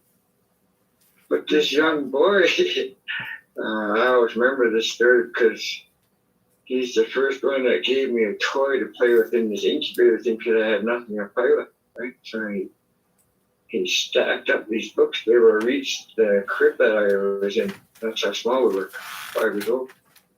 So I was in this bed, he stacked these books up and threw a toy and it couldn't completely reach over, so he threw it in and then climbed back down off those books, and I had the toy in my hand, and I guess I was excited just for that toy and him for doing that, right? And I got to play with that toy until I got to leave that hospital. And then when I ended up back in Alert Bay Hospital, and all of a sudden I got picked up by this residential school. Well, I think you told me that you were on the dock waiting for your great grandparents to pick you up. No. I was in the hospital in the waiting room, and they were down the dock waiting for a taxi, but they got there too late, right? I was already picked up by these people, and I never knew them. I couldn't speak English to ask what was going on and where was I going. So by the time that happened, I was in this residential school, and it was a big red brick building. And as soon as I got inside those doors, my life changed within seconds. Because I got thrown to the floor, and they cut my hair, took all my clothes off, and put these funny looking clothes on me, and shoes 4 times too big for me. And You'd think with all the donations, just a minute. Yep. And still get stuff. Yep. And I was sitting on my bed. They put me towards them. I wasn't sure what was going on then, because I had these funny looking clothes on and a haircut, and they were treating me mean. 3 o'clock came around. There's kids everywhere, hanging out to my bed. Very tight, wondering what kind of hospital is this? Why is this? Why are they allowed to run around and I'm not? And these 3 boys are standing there. There's a new kid, there's a new kid. That was me. And from that day on, those 3 boys became my friends, my blood brother. We grew up together in there for quite a few years. Instead of trying to look after each other's back, I guess you might say. And they were teaching me the ropes of residential school and what not to do and what to do. I still never caught on because I couldn't speak English properly, so I couldn't really understand what they were teaching me. So I got whipped and strapped and thrown in a closet quite a bit because of that not knowing.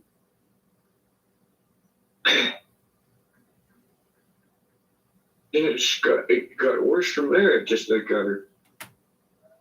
got hurt by a nun and then preacher the following day, so you were confusing throughout the years about whether I should be with a woman or a man because of what they did to me. Oh, fuck. And I never got to learn how to read or write properly or. Well, I feel like fucking. I even got Sunday school. I still know how. You told me, Charles, that you had a hard time finding enough to eat when you were in the residential I'm school. sorry, that was not appropriate. The Not actually comparing. I was laughing because it hurts.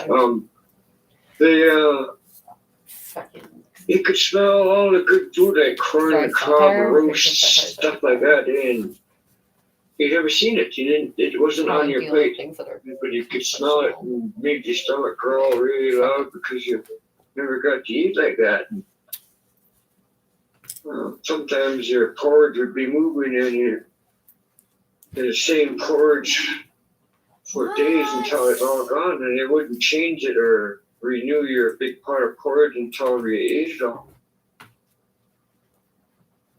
And sometimes your bread should have been thrown away, but they gave us for salad bacon, and now they had it with peanut butter.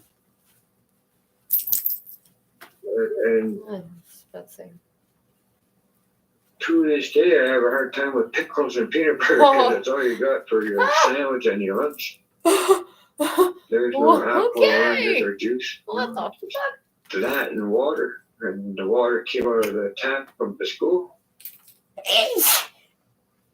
You said you used to forage with some of the kids for eggs and so forth and try to cook them under the hot water taps.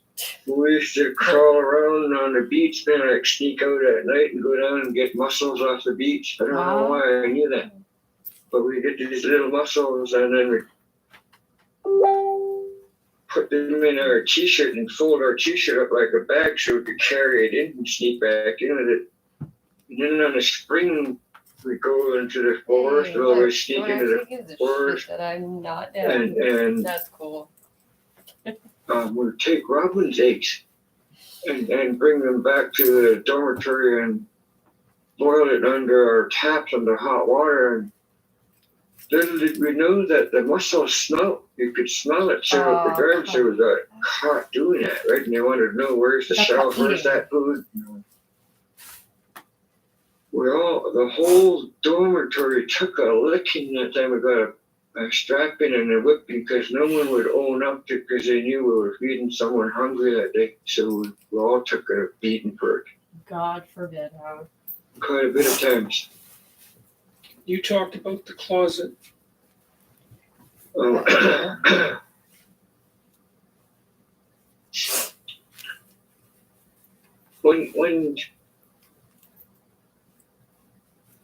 they were done with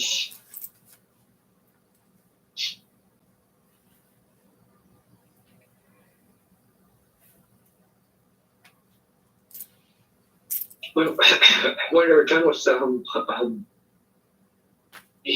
molesting you, they're throwing you in a closet for five days. Start closet where you can't stand or sit down properly or lay down. You just sit there with your legs bent up to your chest. It's really dark in there. And when they pull you out of the closet, it's so bright out that you black out for a while. Then you wake up on the floor getting kicked around. Get up, do your chores. Oh, you'll get put back in there again. Then you're waking up from being kicked around, and then you don't even know what your chores are because you're blacked out when they're telling you what they want you to do. So you get into more trouble because you don't know where your chores are, what you're supposed to be doing. How long were you in this school? I was in there for 9 years. Probably 3-4 years of it, you weren't allowed to go home. What did you think about your family not being there? I thought, I never really thought more of them. I thought, what did I do so wrong that they left me there? I couldn't figure out what it was it that I did that put me in such a bad place like this. And then witnessing probably the third time they tried to come around to come and get me, and I seen the RCMP escorting them away from the residential area and escorting them right down to the dock. Told them if they came back, they were going to be put to jail, come back and try to get me. So they never ever came back. So I seen that. So before I seen that, I was blaming my grandparents and my dad because that's who I grew up with. I was mad at them for leaving me in such an awful place and then wondering why they left me there. With the help of my older relatives that were there, made it a little bit easier at the end, because then some of the native people started getting hired to work there at the end of the one before it closed.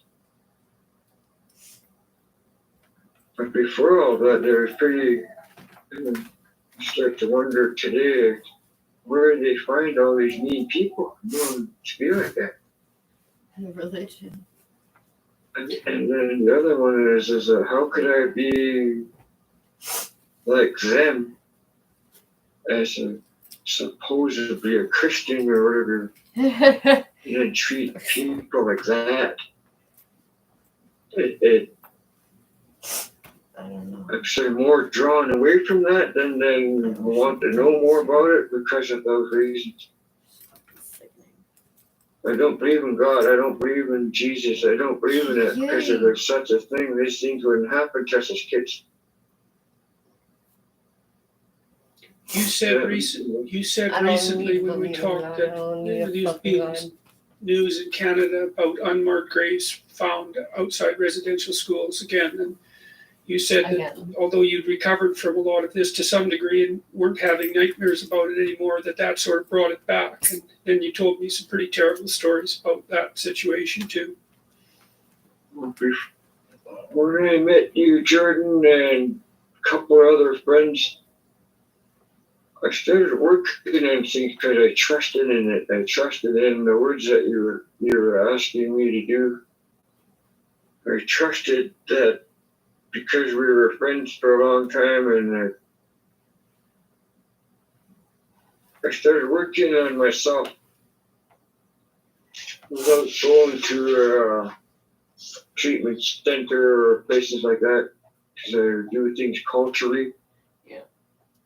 And I remembered my grandparents' teachings and cultural forums that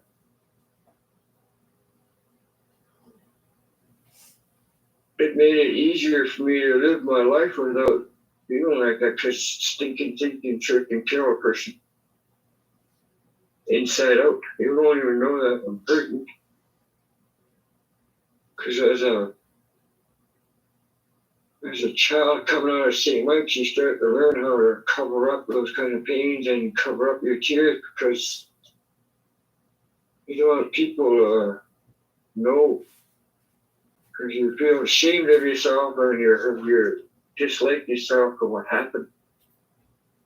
Well, you told me a story about what was done with bodies at St. Mike's and the incinerator. You know, Jordan, they would wrap these kids up. Whether they died from Hep C or tuberculosis. Polio. And wrap them up and put them inside this big thing called the incinerator. There's a big drum, really huge drum, about 6 feet tall. God. Maybe taller. And you fill that up with paper and put that wrapped child in there. Oh. What the fuck?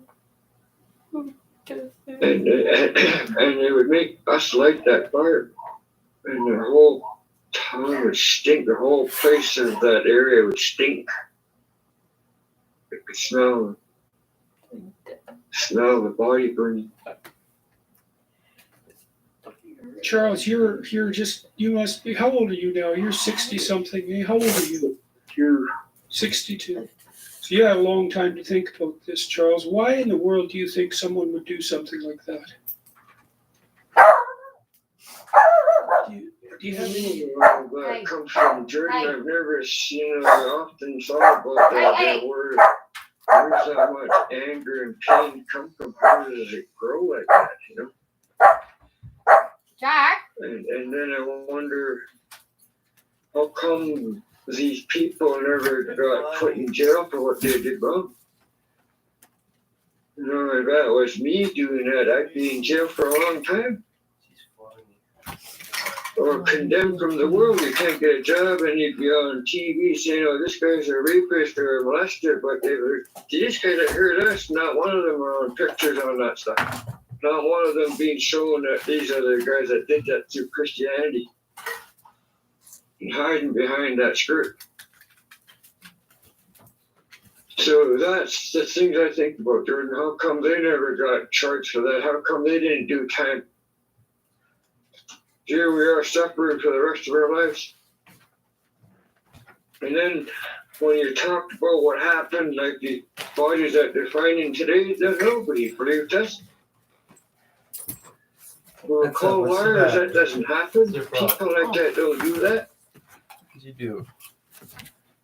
You know, and that's what did I the do? truth is coming out slowly, but there's more to it. You know, there's going to be more to it.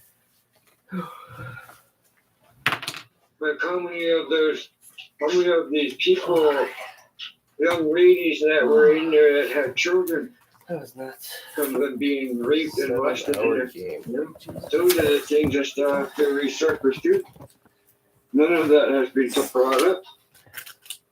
And then having what? Never ever seen a child. Not. You know? I didn't do anything. You know that. Those are the things that If I were coming home at 12 o'clock, you'd be fucking flipping out. Yeah. I'm so partying hard. All my friends.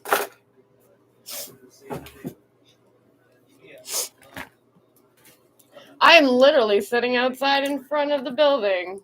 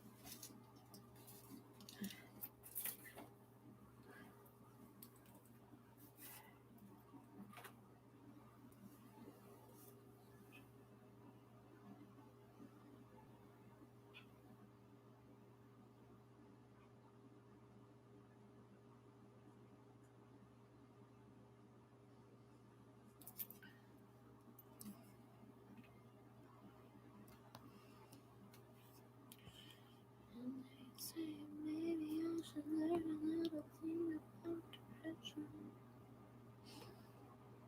I'm crying to strangers that don't have me repercussion.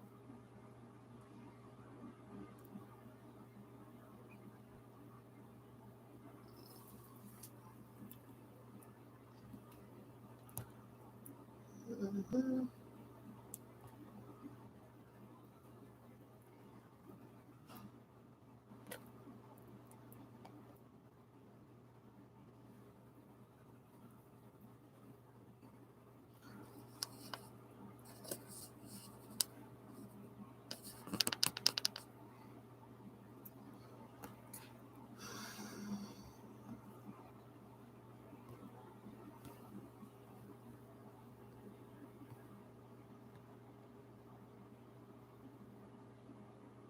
All the lonely people, where do they all come from?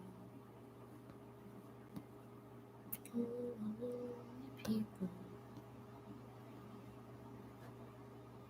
where do they all belong?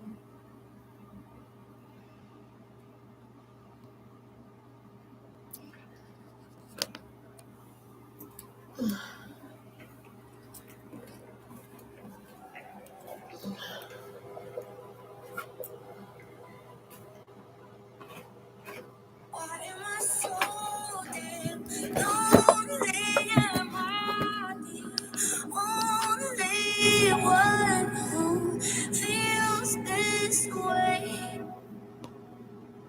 Why am I so damn reckless? I can check this. I am not okay. And they say maybe I should learn a little thing about depression. Like crying to a stranger's gonna help me with depression. And I don't wanna take it, I don't wanna learn my lesson. All I really want is just the love and the affection.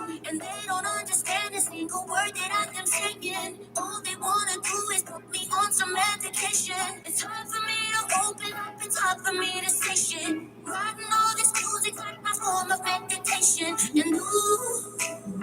And the content take me away and take control of me and all my friends. I got this feeling and I can't breathe.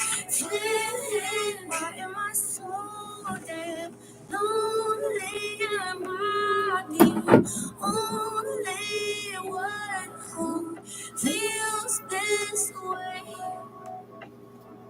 Why am I so damn reckless?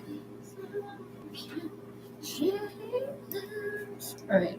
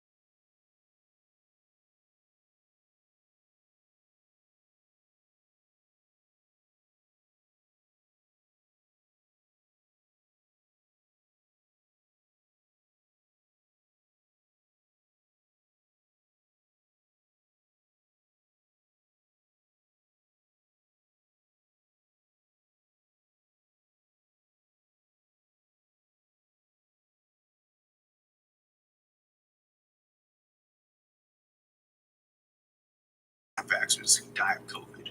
Every one of these deaths is a teachable moment. And unfortunately, we haven't been learning from the lesson we should be hearing from them. The conversation about COVID has changed, and nobody's really sure what to do about it.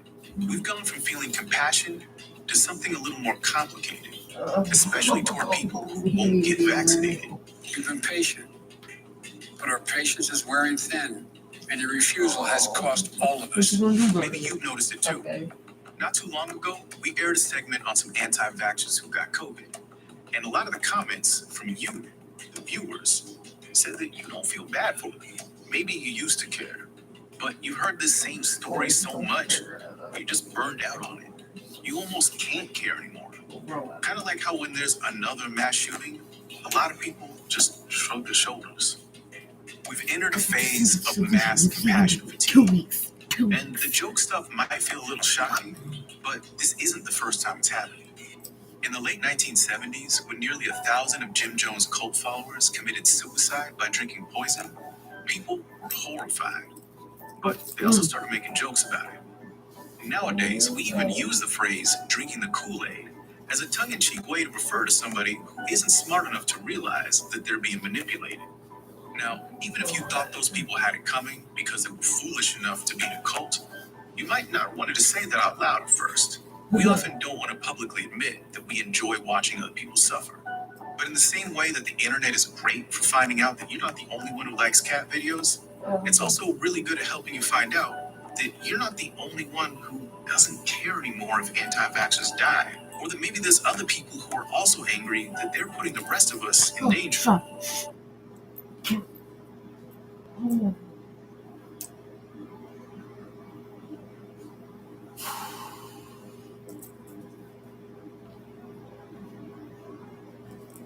Who's that fucking good report to?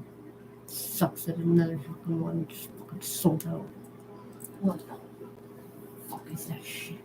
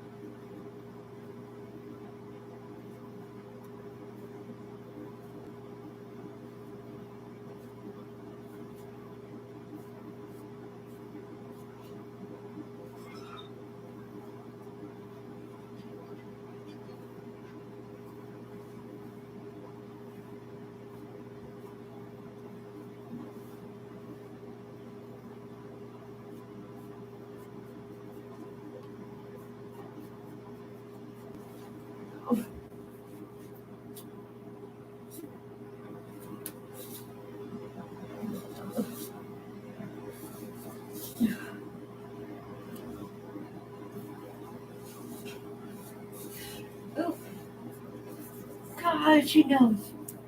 Oh, God. That was terrible.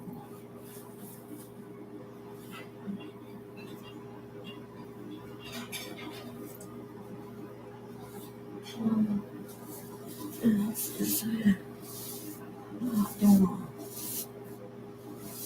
Okay.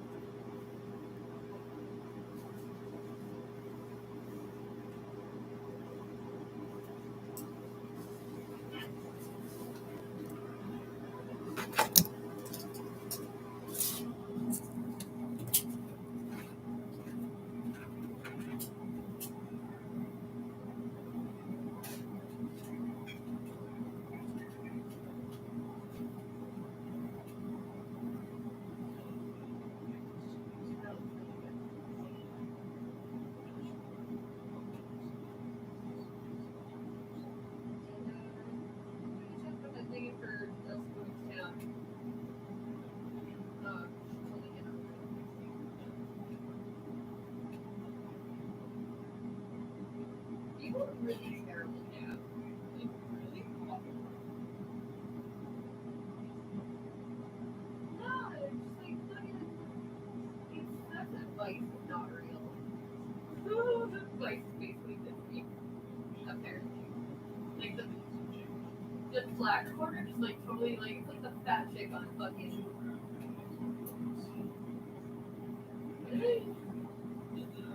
Like what, Emperor baby?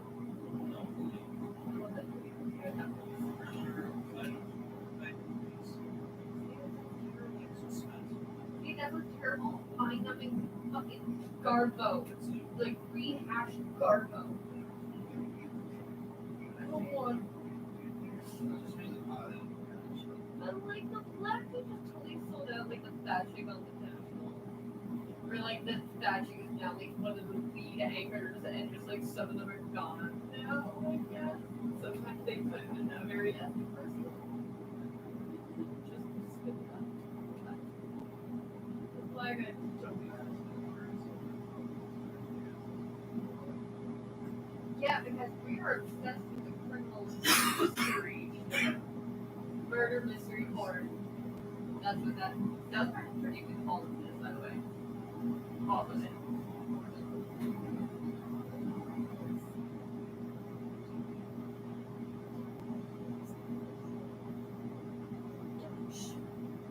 That's what you call it, the fucking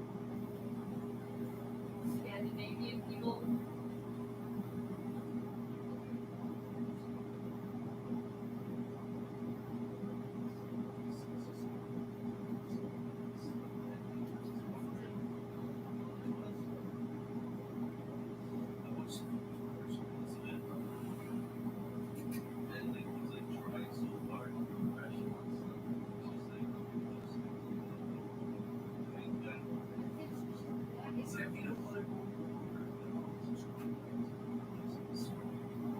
You've never seen Naked and Afraid?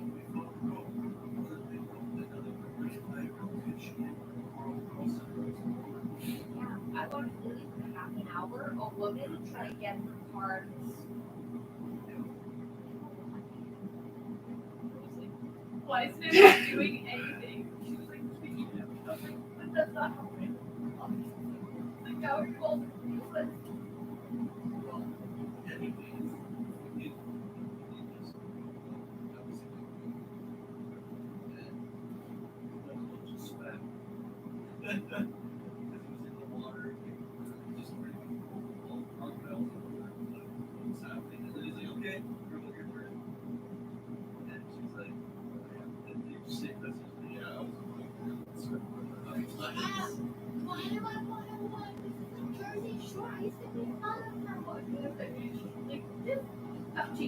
Upcheap. Okay. Guess what? What you eat? Cancer, tuberculosis, all made by Fauci, all marketed by Fauci. Door-to-door salesman, used car fucking used car salesman. That's all this motherfucker is. He's the one who invented the AIDS vaccine. No, I think it's way worse. Because it's been 30 years. On a huge scale. India, Africa, somewhere, again, it's one of those Swedish countries where they're Polish or something. Anyway, there's like 5 fucking countries that are part of like. I walked from. I was like, what got? I was like, what we got? Down the street, the big UNESCO organization that's run within the UN, and it's to bring education, science, people about the water wars. Yeah, they just slipped that on in there, and I was like, what? Yeah, by 2015, apparently we're gonna be water wars. I was like, you guys just kind of slipped that in there. They're like the people that go, my school, my elementary school, they sponsor 3 of these kids. So basically, it's like those the donation things for the black kids in Africa who are impoverished, and you donate money and they go to the school, whatever. I thought we already figured this out. These were big scams because one of these kids had named his son, dead son, and you couldn't see it. And it was basically stone fucking shack that had no window, all the windows were broken out of it. And we were like, what is this? It's not even my son's name on it. It's got someone else's name on it. I got a picture with my son's name on it. Like, it is internationally known. Our Prime Minister has flooded. Our Prime Minister is MIA. And we are in an emergency crisis right now. Look at the news. It literally says that we are in a state of emergency because our minister dicks. I'm not kidding him. We are a laughing stock right now. The entire planet is like, yeah, we never gave a shit about Canada anyway, and we never took them seriously. And we kind of figured, like, Trudeau the fucking pussy ass bitch. Like, and the joke kind of fucking, he's been displaying, like, this whole time where he's just, like, been acting. And if you look at him since he's been a child, he's acting. Like, he's literally acting that forward his face. And now the shit hit the fan, and he's like, I kind of fucking moved myself in a circle. He promised one side fucking one thing, he promised the other side the other thing. Now promised both. And he's gone. Fucking conservative leader within 24 hours like that is gone too. His party voted him out. Yeah.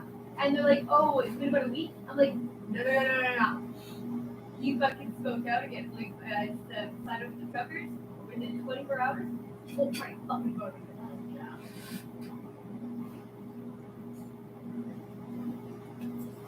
It's bad. It's really bad. Like, really bad. Take this. Like, we are open, and we have no military here either. So that's also not happening. That's why they haven't brought in the military to fucking take down the convoy. And, like, the regular cops are like, we can't handle this. Because they have now corruption within their police force in Toronto. And they're being investigated for, like, I don't even know what, because I don't even really fucking care, because we all know cops are fucking bullshit. And they're authoritarian.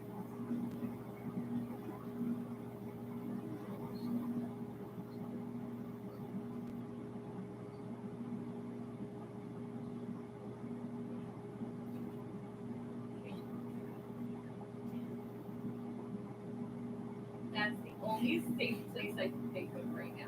Because everywhere in Quebec is fucked, and everywhere in Canada is fucked, everywhere in America is fucked. Everything is fucked. We are fucking not in a good place right now, and then we just send our military in to fuck around with fucking Putin. Good thing that man has a sense of fucking humor. And knows to be like, whoa, let's look at what's going on here, because I don't know what's going on, I don't understand. And then Ukraine was like, I don't understand either, but we are amped up. They're separatists, but they also were like, we don't know why the West's military is here. So that's a problem. Like, I think we should get a weapon cam. I think you should teach me how rough weapons work, because this is fucking conspiracy. Because, as the other thing, the conservative Alberta, Saskatchewan, in that direction, they're very hillbilly, gun-ho type of vote. Like, Ain't that good? It's not like here where it's like Montreal and it's like city. You have little parts that are city, like, blocks. But that's why we learn geography in French, and we learn history in French. And there's a big deal. See, this thing, if you have an English parent and a French parent, and this is 1990, so this is a lot of my generation. They made it a law that if you have one parent who isn't French, you have to send them to English school. And if you have one, or if both your parents are French, you have to send them to French. Something like that. You have to ask a French person because I still don't get it. But like the only reason I know this is because I don't French. And I'm like, why are you so fucking stupid? And it's just kind of like, no, listen. I can understand English. I just feel stupid speaking it. Like, that's what I feel stupid speaking French. He's like, no. What's the problem? You understand me? I understand you. What's the problem? I was like, oh, okay. But stupid. He's like, you don't really understand me. Because I don't have to give a shit. My business.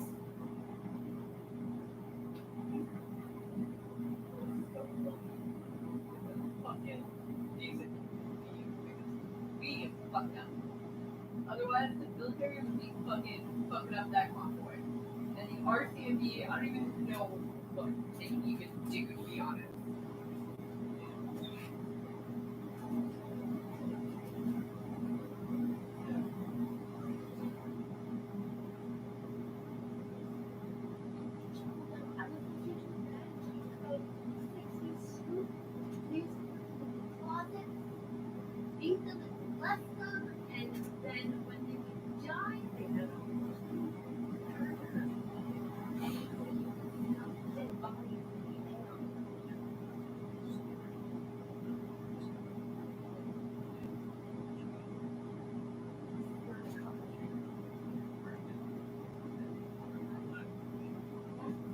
Not like a couple times.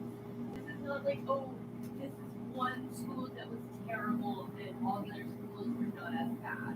That's what they try to frame it as.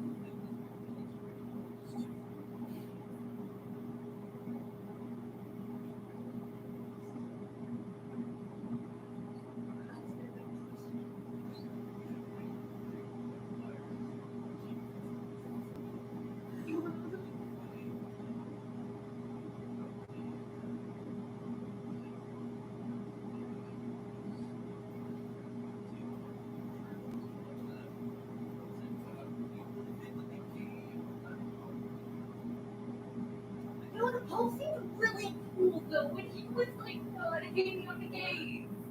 And I know there's like a telltale sign where you're like, hey, oh my god, correction! Hey, you guys changed your mind. It's like, okay.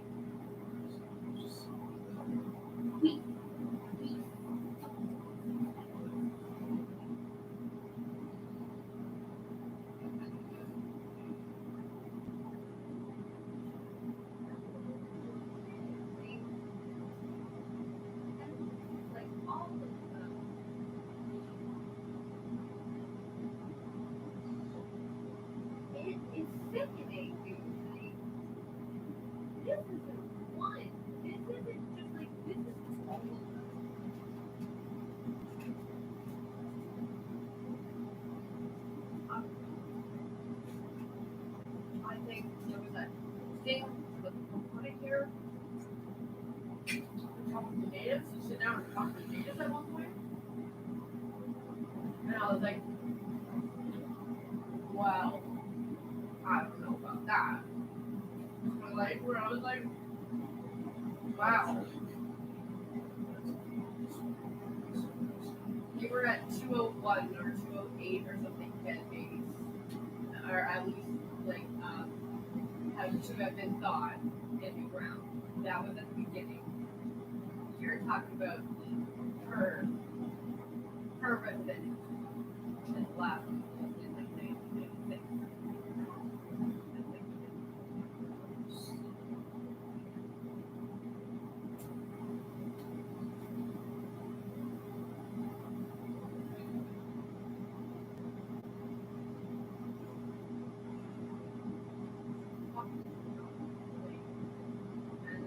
I didn't realize that people actually think about hurting other people just because they disagree or they don't understand.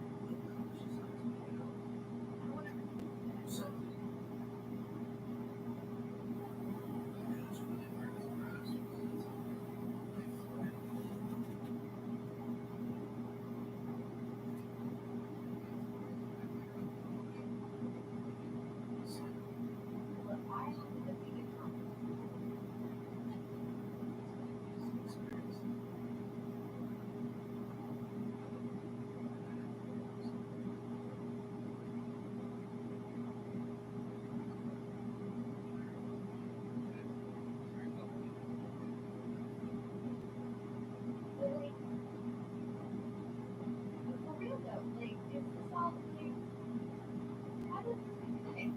I don't think, I don't know. Like, I just like, to me, I don't remember it for sure.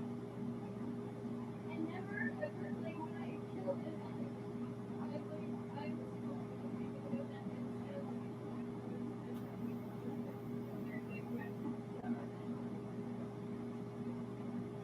because that's how I feel.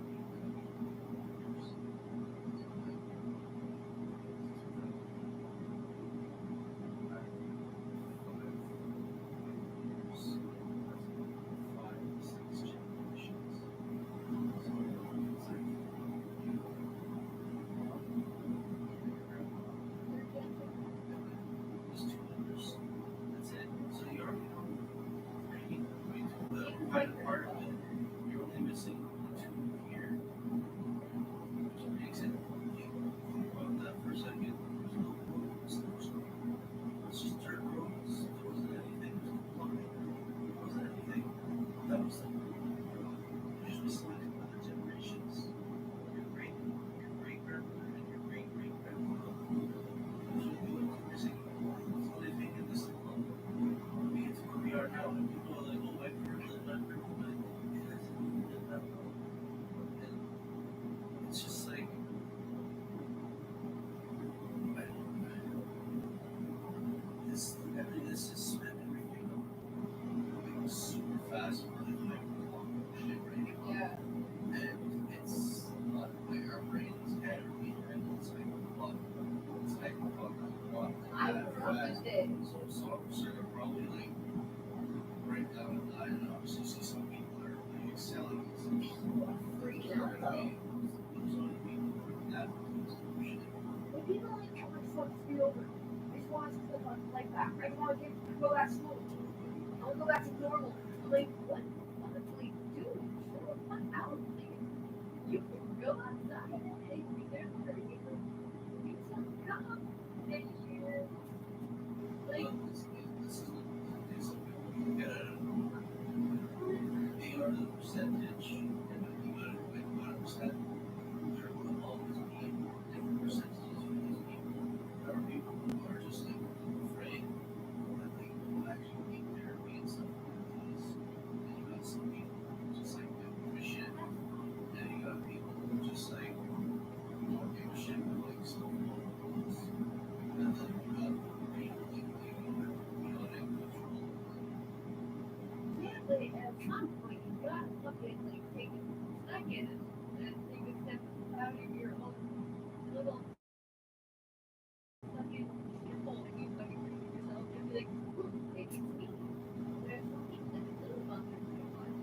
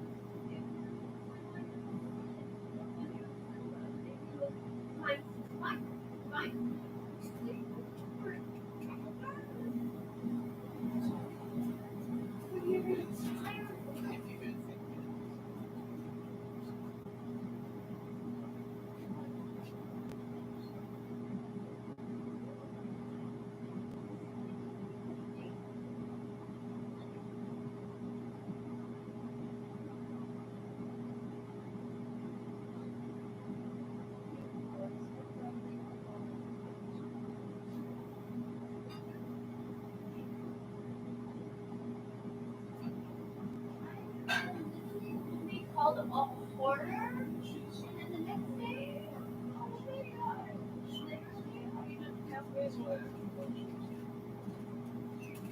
They're probably something mad. Green Bay.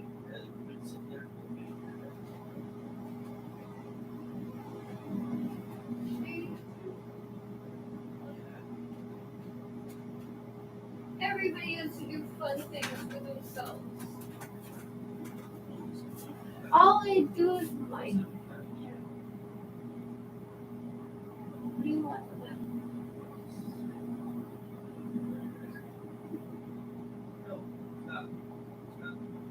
I'm gonna do my hair. Everyone needs to take a chill pill. I can't believe this. Like, y'all fucking people, you guys are fucking nuts.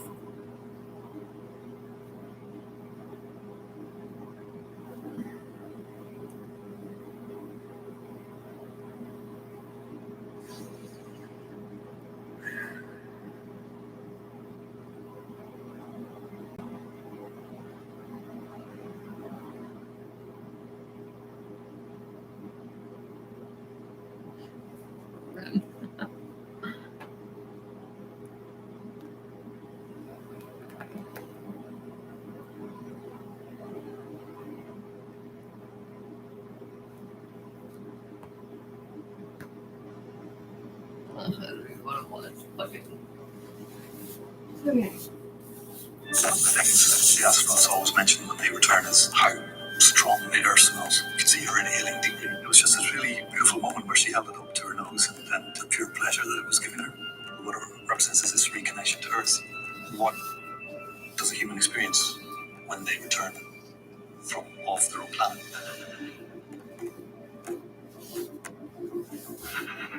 My name's Andrew McConnell. I'm a photographer from the north of Ireland. I grew up during the Troubles in the north of Ireland, and I think what I really took away from that time was how others perceive you when you grow up in a conflict zone. It's very clear that the outside world had one perception, but when you live there, you realise life goes on, and the majority of the time it can be quite normal. What are the lives like for the people who live places? It's much more interesting to me than someone holding a gun. I first went to Afghanistan in 2018. It was a very short trip, but I returned after the fall of Kabul and the Taliban had taken over. It's a very different situation now. Those people who once were attacking, you see on the streets everywhere, they're the ones in control. And so here you see 4 Taliban fighters, and they're eating pomegranates on top of the hill, just relaxing. It's quite a surreal sort of sight. I mean, if you'd been there at any point in the last 20 years, this is something you probably imagine you would never see. So the big fear for everyone now is women's rights inside Afghanistan. Immediately after the fall of Kabul, beauty parlours started to be defaced, and I think it stoked up fears that this is going to be like 1994 when the Taliban took over before and really shut down on any sort of women's rights, and it was extremely brutal in those days. The question now is what will happen next. There's a lot of pressure from the international community to become more moderate, to allow women to live their lives with some sort of freedom. So everyone is just watching for the next move. What's happened since the fall of Afghanistan to the Taliban is that international sanctions now have been placed on the country, and all of their assets have been frozen by the US and consequently by other countries. Afghanistan is close to economic collapse. What we found is people pushed into extreme poverty, and this is a really familiar scene in Kabul. You'll see outside bakeries women and children begging, and it really is just representative of what the country is facing now, this severe hunger. The UN has said that possibly 1 million children could die of hunger this winter. And the big fear, if more isn't done, if these sanctions are lifted, if money doesn't get to the people, then worst case scenario, we're seeing another wave of refugees coming into Europe possibly next year. This is Kazakhstan, and it's a series on the space launches and the landings of the Soyuz inside Kazakhstan. A large part of this space race, which is now in the news all the time, billionaires who are now exploring space can be sourced back right to this place. This is Launch Pad 1 in Baikonur. This is where Yuri Gagarin launched from, the first human ever to go to space. This is a very obscure concrete structure in the middle of this central Asian plain, and no matter where we go in the cosmos, it'll always be traced back right to this place. Here we see the Soyuz descent module, which has just landed, and inside here will be 3 astronauts. This is how they return from the space station. So this capsule is attached to the International Space Station, and they will climb into that and then come down into the atmosphere. Parachute will deploy. It's a bit of a hard landing, but it works. The real contrast that drew me back was this sort of idea of the future and the past. And here you see nomadic burial tombs. So these are maybe 300 years old. And so you have this incredible clash of the future and the past in one image. And so this idea really struck me. It's quite profound about where we've come from and where we're going to as a species. This is obviously the Step Now summertime in full bloom. And one of the things the astronauts always mention when they return is how strong the air smells. Because on the International Space Station, there's no real smells. There was lots of flowers growing at this point. You could see her inhaling deeply. It was just this really beautiful moment where she held it up to her nose and for the pure pleasure that it was giving her. What it represents is this reconnection to Earth. What does the human experience when they return from off their own planet? When I first went to Gaza in 2010, I'd heard about this group of surfers who lived there. I thought, that's incredible, I have to go and meet these guys. There's maybe about 25 to 30 surfers. It's a very sort of young sport in the area. Day-to-day life inside Gaza is pretty tough. They're essentially imprisoned inside this small strip of land. They're not allowed to leave. The economy is almost non-existent. Unemployment amongst the youth. Oh my god. Oh. I did.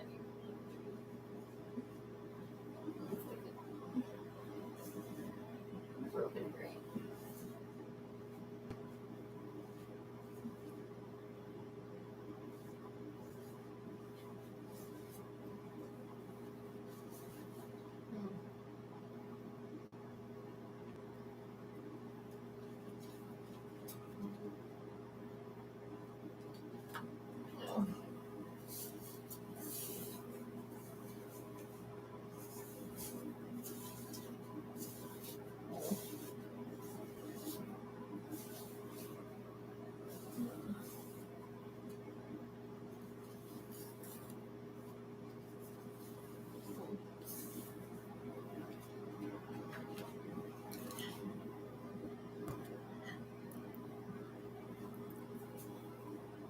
Okay, we're like just slightly above the.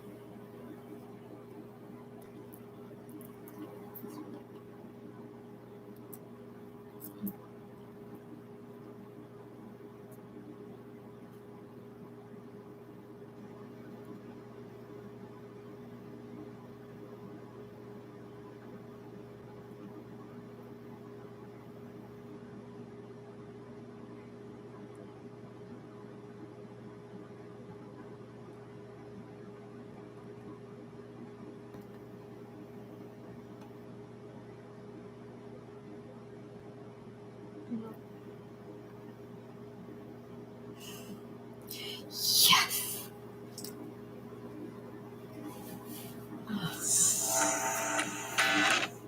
This episode and others like it are made possible by the generous support of my patrons on Patreon. We just did a major overhaul of our patrons-only Discord server, so if you'd like to join our growing community and get early access to every video, consider becoming a patron at patreon.com/secondthought. Gamers rejoice! This week we're talking about someone even more obsessed with feet than you are. Fossil fuel companies. If you're living and breathing and watching this video, you've definitely heard of a carbon footprint before. Maybe you've even taken one of the many, many tests out there to calculate what your disgusting, unseemly, selfish carbon footprint is. Each one is like a little pollution BuzzFeed quiz, but one that makes you feel even worse than when you didn't get Chandler even after trying 3 times. Really? But my favorite bird is Big Bird. Surely that means something. Anyway, we're all pretty familiar with the words carbon footprint. Say it with me. A carbon footprint is a measure of the total amount of carbon dioxide, CO2, and methane, CH4, emissions of a defined population, system, or activity, considering all relevant sources, sinks, and storage within the spatial and temporal boundary of the population, system, or activity of interest. Calculated as carbon dioxide equivalent using the relevant 100-year global warming potential, GWP 100. Hey, good job. See, I knew you knew it. Okay, so even without the exact definition, most of us have easily assimilated the general idea that the things we consume produce carbon emissions, and that carbon emissions are bad because, well, that idea, that emissions are mostly a product of what we produce and consume, is the basic idea behind any kind of carbon footprint at the end of the day, and it's pretty much common sense. But there's a lot more to this measure than meets the eye. And hidden beneath what could have been a positive idea are very nefarious intentions and some pretty damaging consequences when it comes to climate change. Because even though finding ways to reduce your personal impact on greenhouse gas emissions can be a good thing, that's not what the term carbon footprint is there to do. To understand what's going on, we should talk a bit more about the origin of this phrase. Boom, look at that. You just got video essayed and you didn't even notice. That's why I make the big bucks. Carbon footprint comes from the more general ecological footprint, a term coined in the 90s by these guys in this report, which eventually became this book. In this book, the 2 academics start off with a truly horrific, stomach-churning analogy about a wasp that gives birth in a mushroom.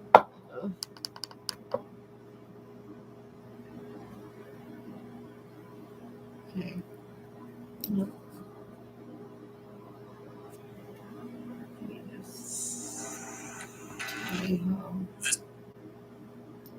Oh my god, you're so fucking slow.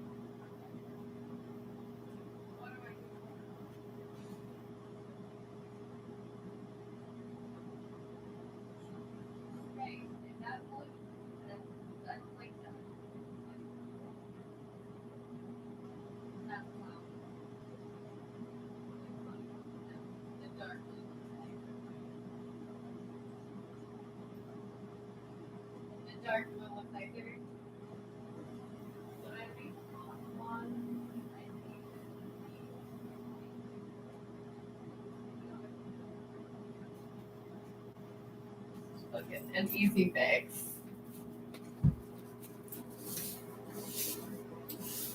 Okay. Oh, I'm nervous. Even fucking after all this Harris fucking nonsense, like I still get nervous.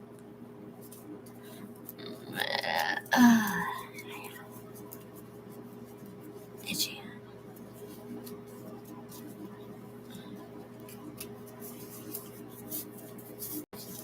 Oh.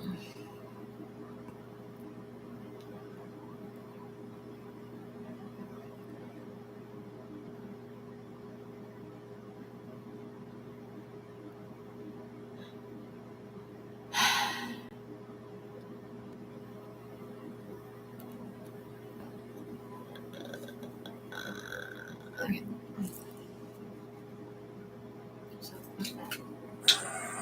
Beverly, what needs to be understood about what's happening at the 1492 Land Back Lane camp?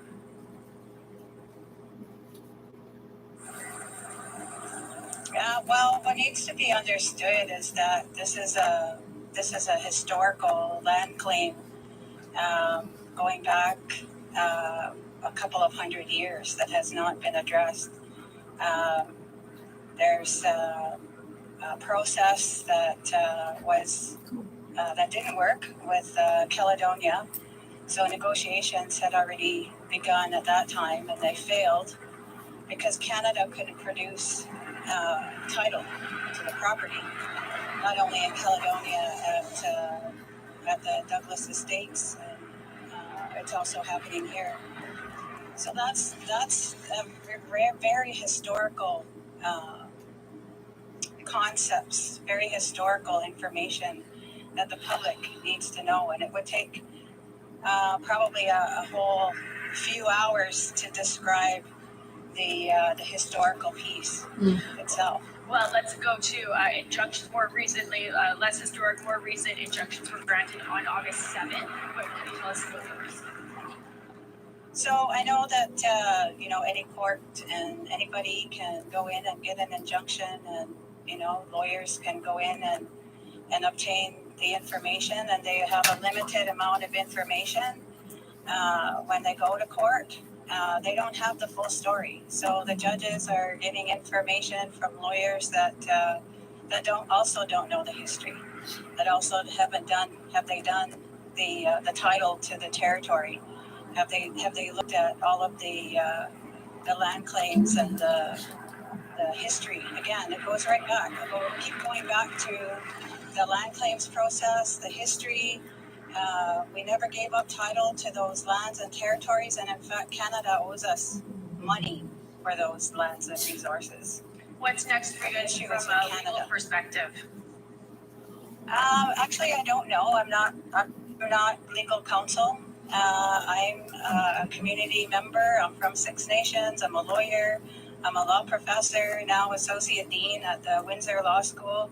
I have supports from around the world. And so my connection with all of the young people who are at the site, I know them since they were babies.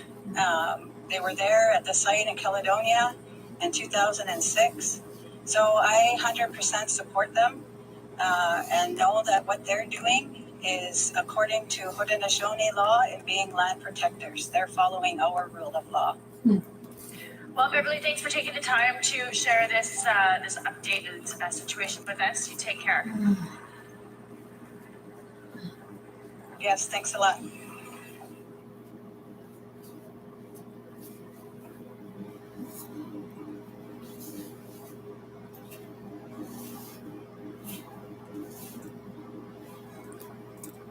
Senator Sinclair, what should the government of Canada be doing right now? Well, there's a number of things that they need to take very seriously and put into action. One is that they have to make sure that there are sufficient bodies on the ground to protect the Mi'kmaq fishers who are trying to exercise their constitutionally protected right, and they also need to ensure that there are proper investigations underway with regard to those criminal acts that have been perpetrated to this point in time. And I know that they are saying that they have to conduct investigations and they have to do this and that, but the reality is that the evidence is clearly there before us because the videos that we have all been watching over the social media for the last week show a number of very serious criminal activities, and the people who are perpetrating those criminal activities are very identifiable. And so it wouldn't take much by way of investigation for the police to make arrests and to do what their job is to do, and that is to identify crime and to prosecute crime when they see it happening, and to also put themselves between the criminal perpetrators and victims of those crimes. Yavin Singh, the leader of the NDP, had said that this is amounts to terrorism. Conservative leader Aaron O'Toole had said that the federal government should be negotiating with Mi'kmaq harvesters and the non-commercial fishers to sort this all out.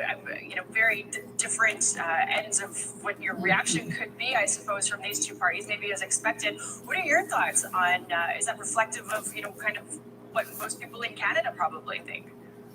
Well, I'm actually very disappointed in Mr. O'Toole because when the Indigenous people in the West Coast were standing up for their rights against the pipeline extension across their territory, which the Supreme Court had also recognized was their right to do, and the police were intervening in order to arrest those who were standing in the way of that activity.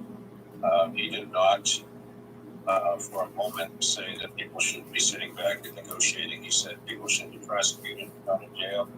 He said that people who are breaking the law, and the members of his party said that people who are breaking the law need to be held to account and should be calling for the same kind of action to be done here, because that's exactly what we have.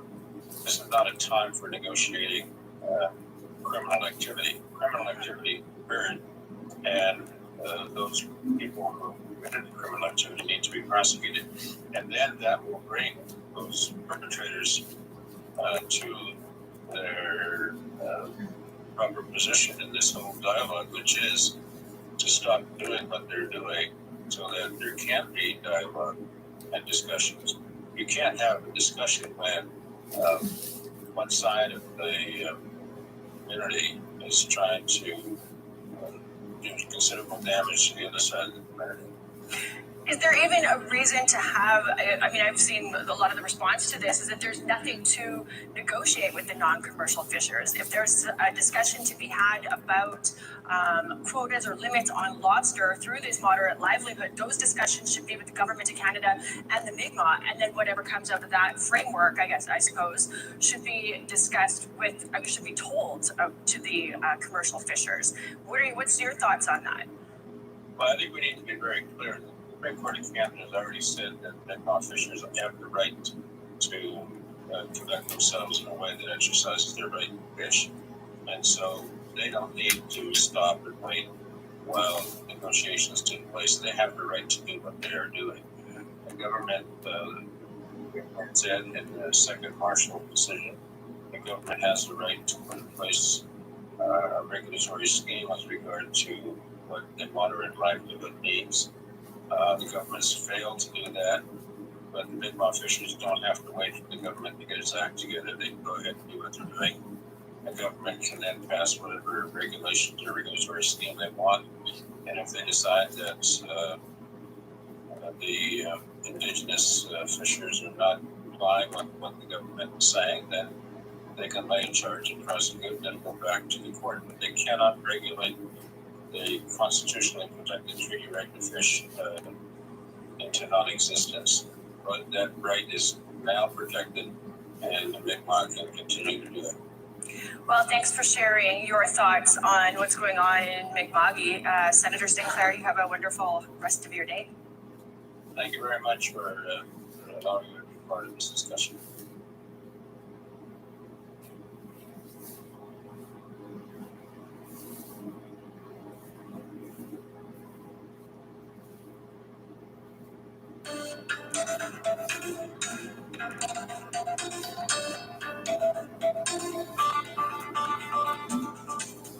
Tonight on Nation to Nation, we sit down with Senator Murray Sinclair in a wide-ranging interview, including his impact in the Senate. And I'm not one to shy away from opportunities to remind them when they say and do things that ignore the rights of Indigenous people. Sinclair is most known for being chair of the Truth and Reconciliation Commission, but he has a warning for society if it keeps ignoring Indigenous people. We will likely be creating a population of young Indigenous people who will be acting on violent behavior in society. Hello, I'm Todd Lamoran, and welcome to Nation. Those are strong words from Senator Sinclair. And earlier this week, I got a chance to sit down and talk with him, where he had a lot more to say. Everything from growing up just north of Winnipeg to chairing the Aboriginal Justice Inquiry to the TRC. Here now is the whole interview. Senator Sinclair, welcome to Nation, and thank you for talking to me. Well, thank you for having me. We're going to start with you're born on the former St. Peter's Reserve, just outside of Selkirk, meaning your family obviously didn't go to Peguis. First of all, why didn't they end up going to Peguis? Well, actually, there were a number of families that stayed behind after the illegal surrender of 1913. There was about 90 families that refused to leave. My grandfather was one of them. He had been a farmer in that area. He owned an acreage of 90 acres on the reserve, and he farmed it, and he wanted to stay there. He liked the area, plus he was a fisherman, and then the relocation, the place where the St. Peter's people were sent up to what is now Peguis, was no agricultural benefits, and the fishing was unknown and proved to be not as good as it was down in the southern end of the lake where St. Peter's was located.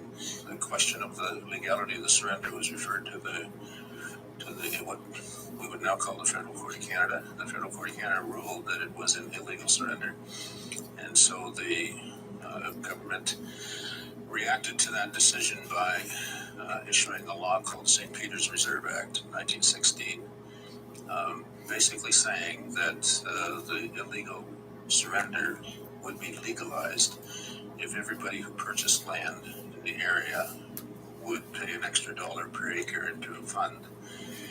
And all of those First Nations people who stayed behind had to enfranchise. So my grandfather was one of them. So obviously that must have helped shape your future life, that being enfranchised already.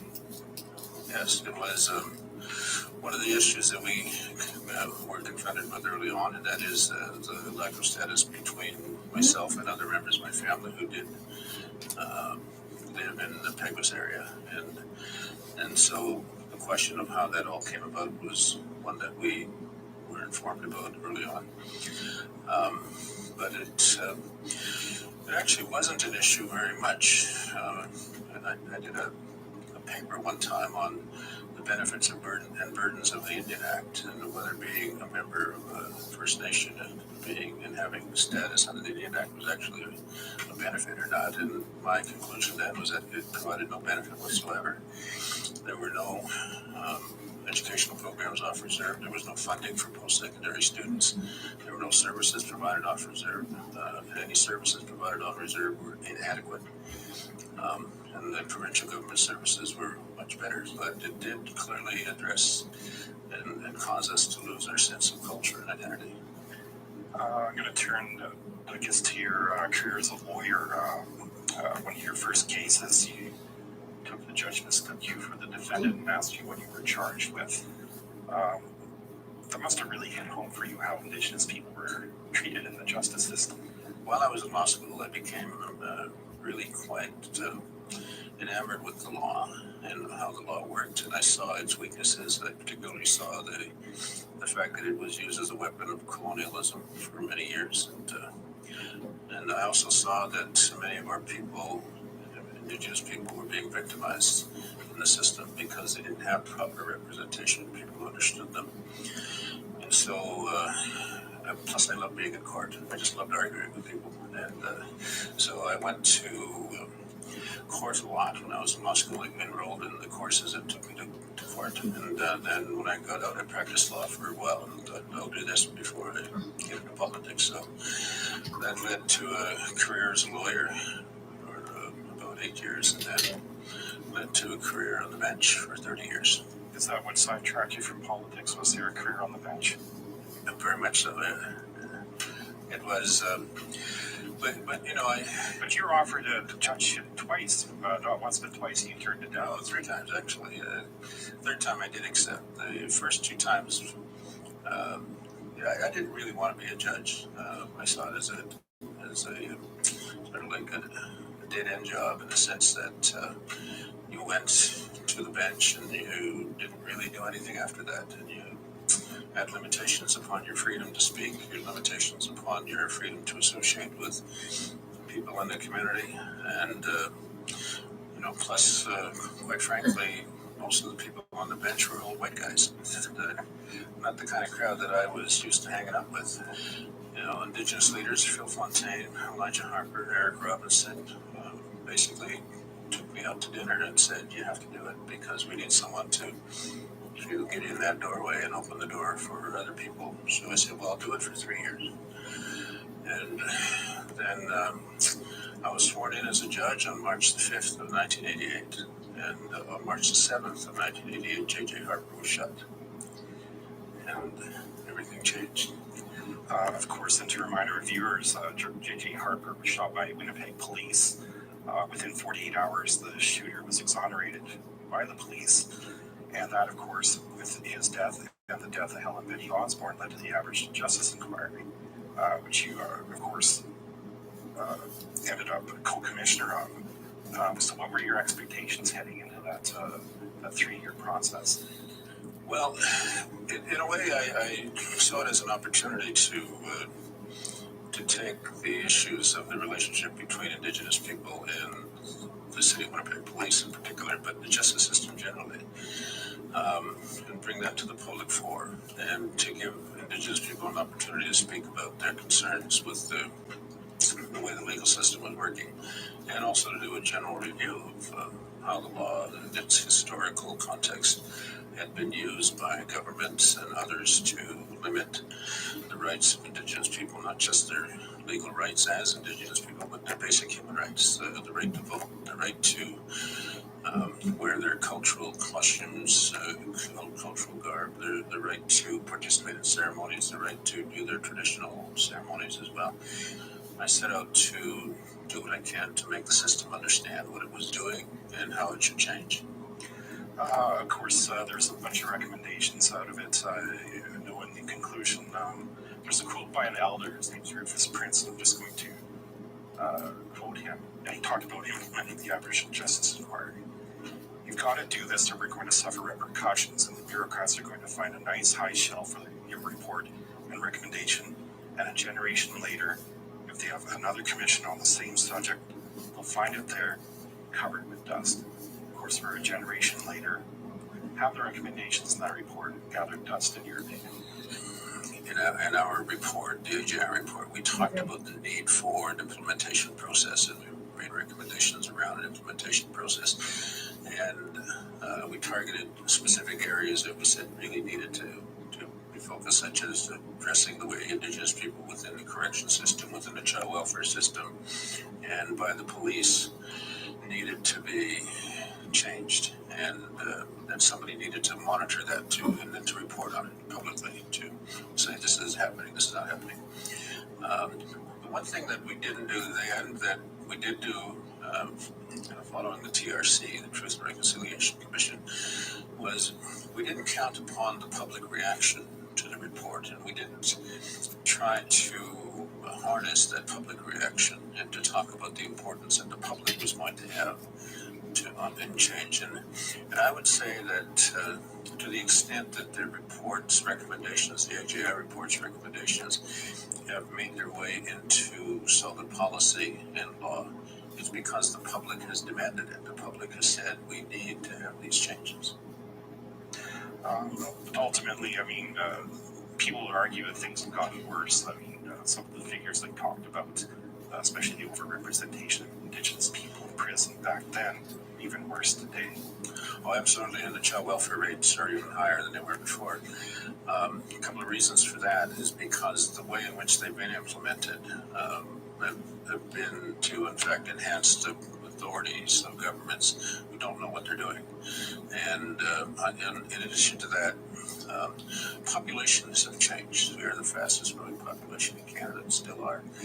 And so when you have a vulnerable population like that, plus a population growing up in poverty, growing up in circumstances where their social connections are not strong, plus they feel disconnected from the educational system, you're going to have a disenfranchised group of people who are going to become more and more vulnerable to these processes. And so that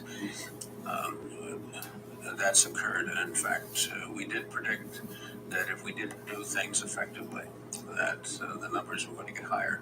My concern then, as it is today, is that energy from that group of disenfranchised youth could easily become a violent energy, and it has to a certain extent.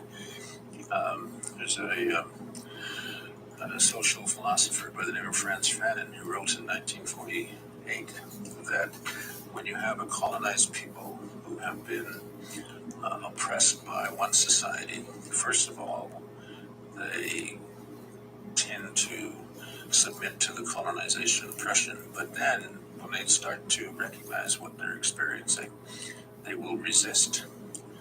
But when that resistance is quashed, then they will start to take out their frustrations upon themselves, so the high rates of personal abuse grow. Secondly, they'll take it out upon those around them. So violence against family members, against neighbors, against people in their community will grow, but eventually they'll take out their violence on the oppressor. So then you'll have rebellion.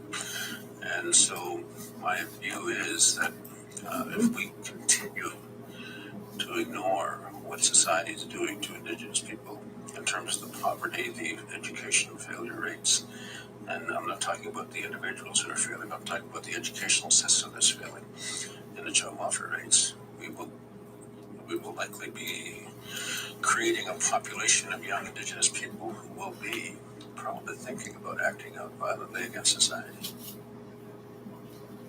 Well, on that note, we need to take a break, but we'll be back after a short break with more from Senator Murray Sinclair.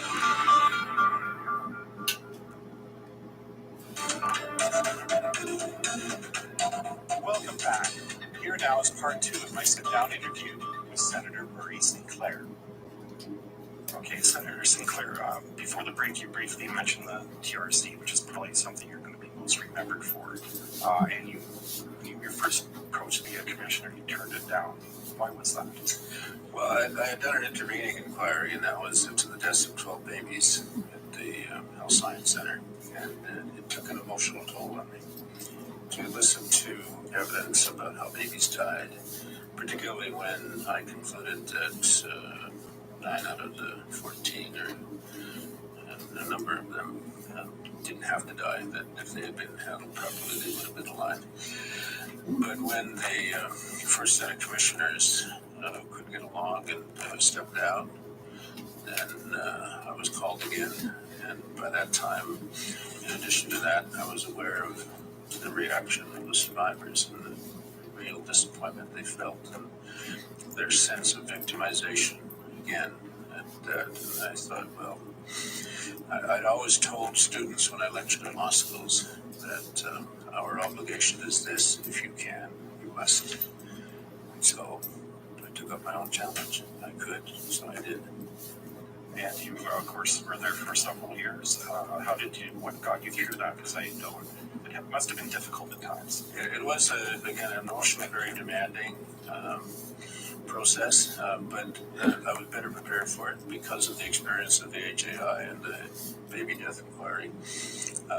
This time I instructed the commissioners and the staff to ensure that we had proper supports in place. So we had spiritual supports for each of the commissioners, for each of the senior staff, and for all of the staff, and that we had cultural supports for those who we required or wished to have the access to elders and ceremonies.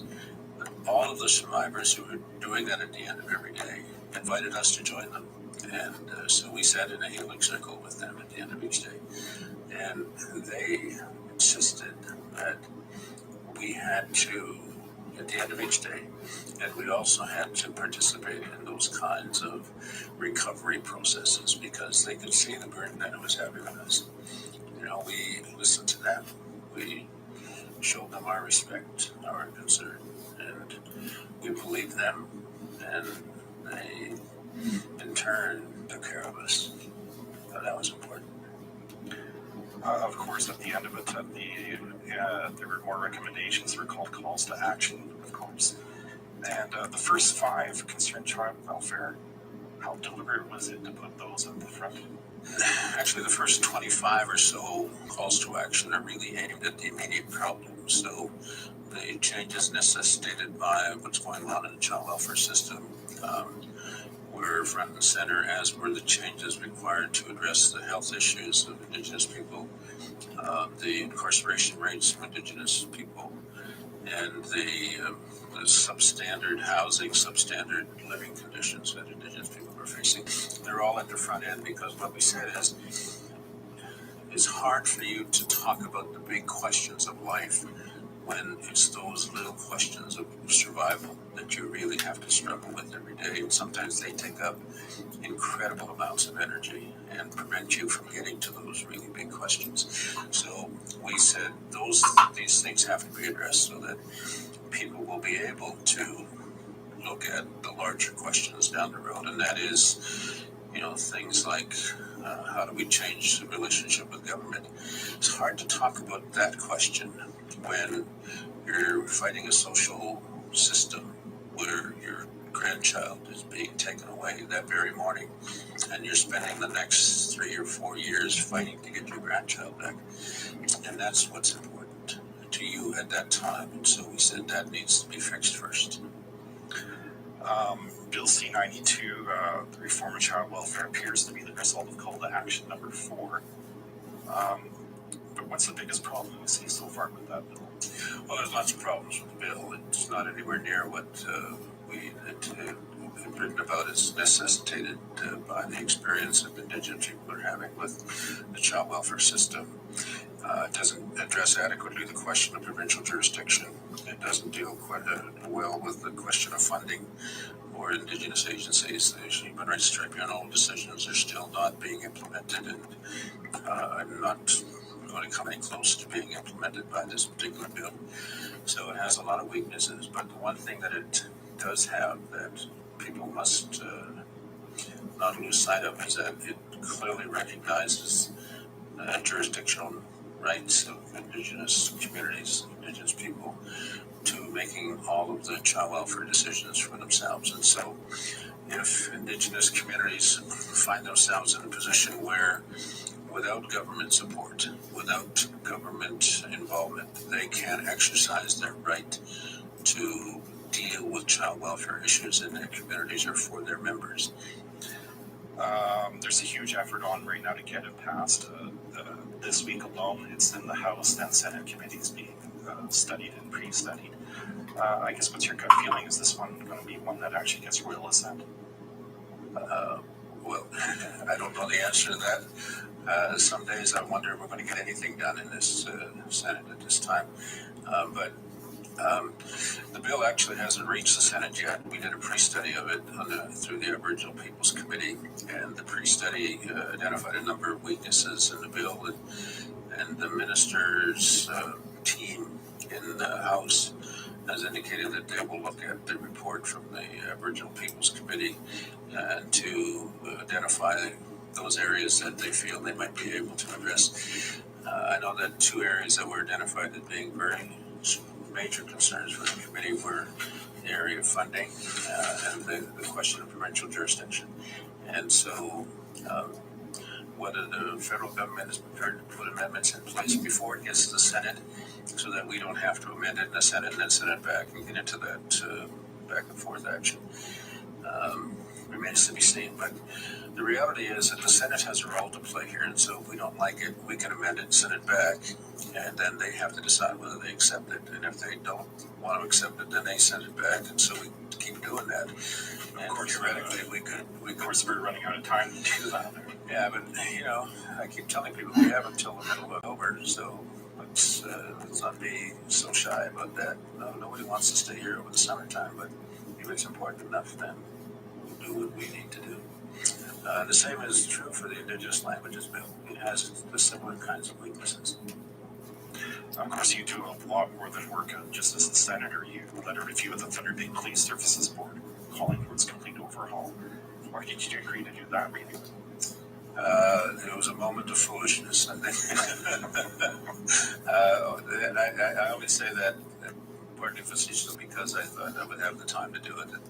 But it was an important public responsibility, and I was asked by the Ontario government to take it on.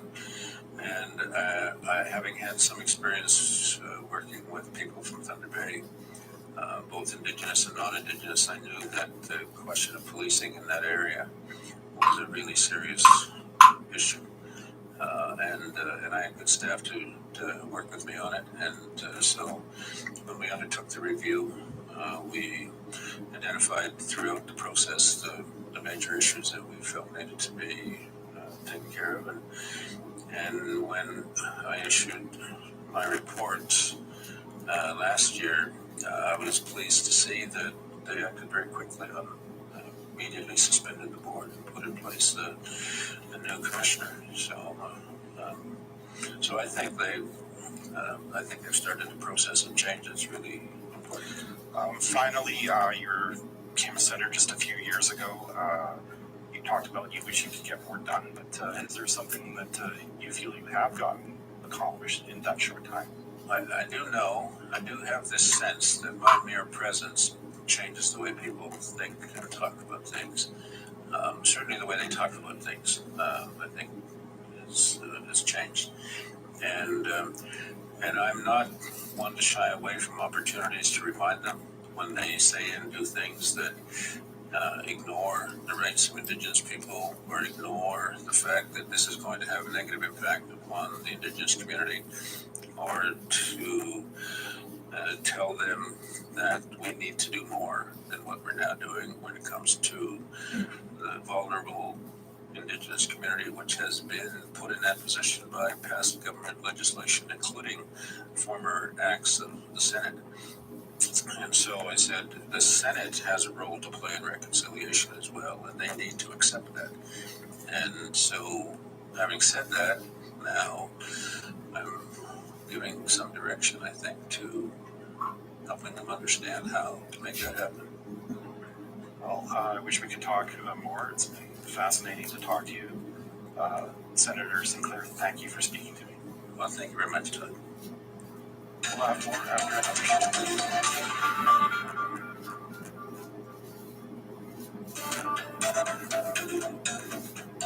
Welcome back. Thanks for watching our feature interview with Senator Murray Sinclair.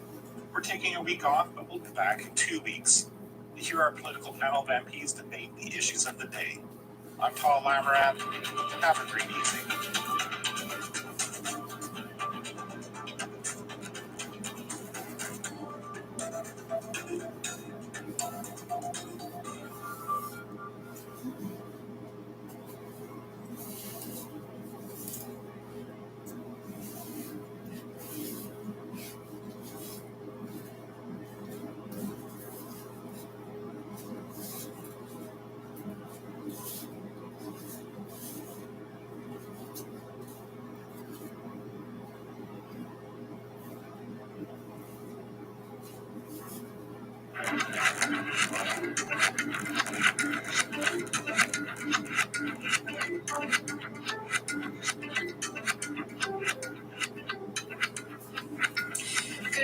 afternoon. Welcome to a special edition of In Focus. I'm Melissa Ridgen. December 15th, today marks the 5-year anniversary of the Truth and Reconciliation Commission's final report, put to all of Canada in the form of a very clear path forward to reconcile for the brutal legacy of residential schools on former students and the intergenerational trauma it continues to have on families and communities. But when the last of this age burned out and the cameras turned off 5 years ago, what's happened? Today we are putting truth and reconciliation in focus. How is Canada living up to its commitment to implement the 94 calls to action? What have been the victories and the defeat? We are so fortunate to have all 3 commissioners here to dissect the past 5 years. And to kick things off, let's hear from them. A reminder that they spent 6 years traveling every corner of this country to gather stories from 6,500 witnesses. They hosted 7 national events across Canada to engage Canadians, to educate people about the history and legacy of residential schools, and to share and honor the survivors and their families' stories. All of that was the basis of 6 volumes of work culminating with the 94 calls to action. We begin with the former Chief Commissioner of the TRC, Murray Sinclair. 5 years ago today, I stood with the TRC commissioners to deliver a report and the 94 calls to action that we hoped would change the fabric of Canada forever and bring forward important changes in Canada's relationship with Indigenous peoples. In the 5 years that have followed the TRC, Canada has begun to grapple with the history and ongoing impacts of residential schools, and there has been important and encouraging pockets of change and action towards reconciliation across the country. We've seen promising changes, like new curriculum in courses in schools and universities that teach the history of residential schools in Canada. We've seen individual organizations and institutions take it upon themselves to implement the calls to action and incorporate things like Indigenous cultural competency training into their practices. Although positive, these initiatives have not been consistently implemented across the country, and we've seen pushback from some provinces in fully committing to and supporting their implementation. Overall, the federal government has been slow in implementing the TRC's 94 calls to action. During the TRC closing ceremony, we acknowledged that reconciliation was going to be hard and that it would take a long time. We did not and do not expect change to happen overnight. It is, however, very concerning to us as commissioners that 5 years later, the federal government still does not have a tangible plan for how they will work towards implementing the calls to action, and progress is not being tracked by any one federal department. When the commission ended, we emphasized that 2 things were crucial to our findings and the implementation of the 94 calls to action. Those 2 things are the adoption and implementation of the UN Declaration on the Rights of Indigenous Peoples as a framework for reconciliation, and the establishment of a National Council for Reconciliation as an independent body to track and report progress on all aspects of Canada's path to reconciliation. Implementing the UN Declaration should be a priority for all Canadians. Reconciliation is not a partisan issue. This work is the responsibility of everybody. Reconciliation requires dedicated commitments that result in actions across provincial, territorial, and federal governments.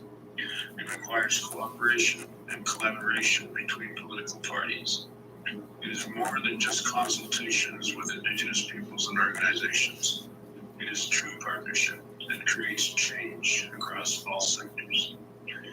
The slow progress in implementing the UN Declaration, indeed the resistance from some quarters, is just one example of how there is a need to restore Canada's sense of urgency and unity in working towards implementing the calls to action. Residential school survivors have waited too long to see change in this country. Many of the survivors whose stories and work made the TRC possible have now passed on without ever seeing the results of their labor. One of the main objectives of the TRC was to create a national memory of the history and ongoing impacts of residential schools in Canada. It is crucial that Canadians understand how residential schools forever altered the fabric of this country and its institutions. Canada must never forget the residential schools took from Indigenous communities and Indigenous peoples and what was done to the most vulnerable of all of us, our children. To truly move forward, Canada must first have a deep collective understanding of this history that cannot be rewritten or erased by those that would rather forget it. We cannot get to reconciliation if we do not first grapple with and memorialize the truth. This work begins with education. The TRC final report provided Canada with a roadmap to address the history and ongoing impacts of residential schools, to tackle issues we continue to deal with today, like systemic discrimination and racism, to transform our institutions to be more equitable, just, and safe for our children. Read the final report and consider what you have the ability to take action on. We all have the power to make important changes in the places we live, the work we do, and the people we know and meet. That is the work of all Canadians. It is not too late for Canadians to commit to doing this work and redoubling their efforts to implement the calls to action. Canada owes it to residential school survivors to never forget what they heard. But more importantly, we owe it to our children and to our grandchildren, so that they can take what they have heard from them and from us and work towards creating a Canada that is more equitable and just for future generations. Thank you. It's an emotional day for me today, the 5th anniversary of the final report of the Truth and Reconciliation Commission, the product of many, many voices of survivors, many visits to communities across the country, many ceremonies to honor the survivors, the intergenerational survivors, and those who lost their lives when they were at residential school as a result of the impacts of residential school.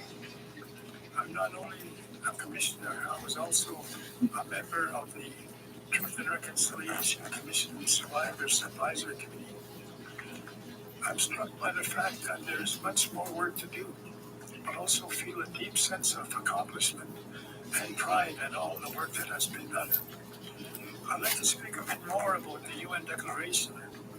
In our first principle of reconciliation, the TRC said that the Declaration is the framework for reconciliation. We referred to the Declaration and called for its implementation throughout all our calls to action. Canada made a big step forward with the recent tabling of Bill C-18, an act respecting the UN Declaration on the Rights of Indigenous Peoples. However, this is just a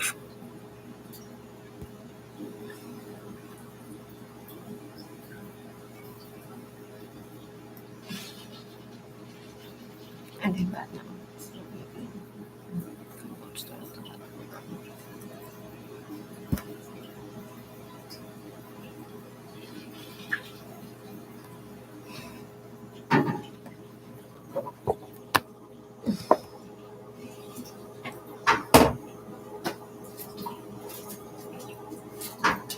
Oh, damn. Why do I always sit on my fucking chocolate? Such a fucking weird thing. Who the fuck makes a cake? Takes the entire cake to bed.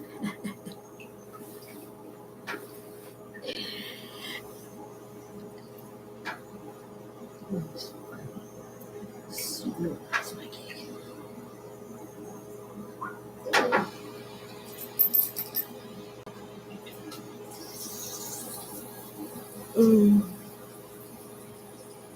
first step in the parliamentary process.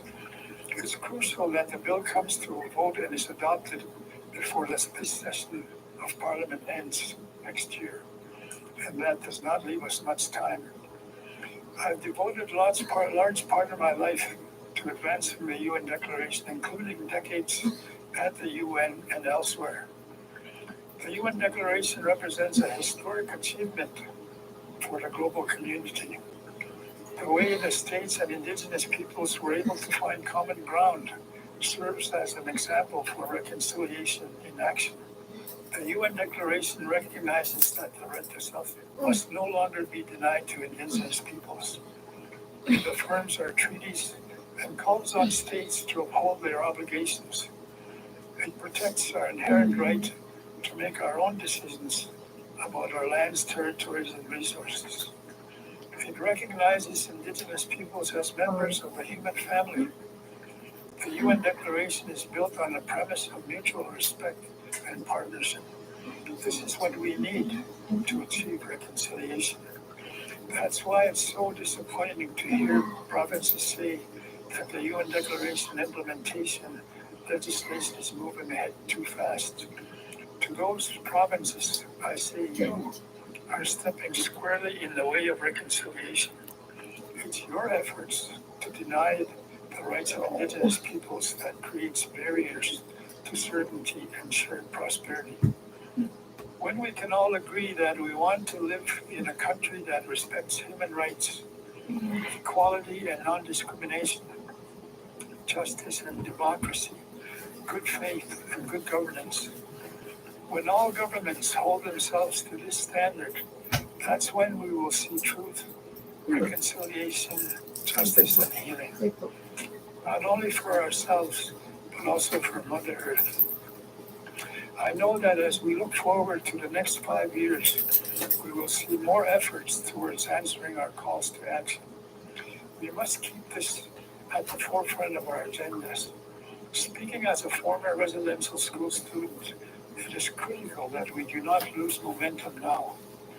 Every act of truth and reconciliation serves to heal the many deep wounds inflicted on it by the experience of the residential schools.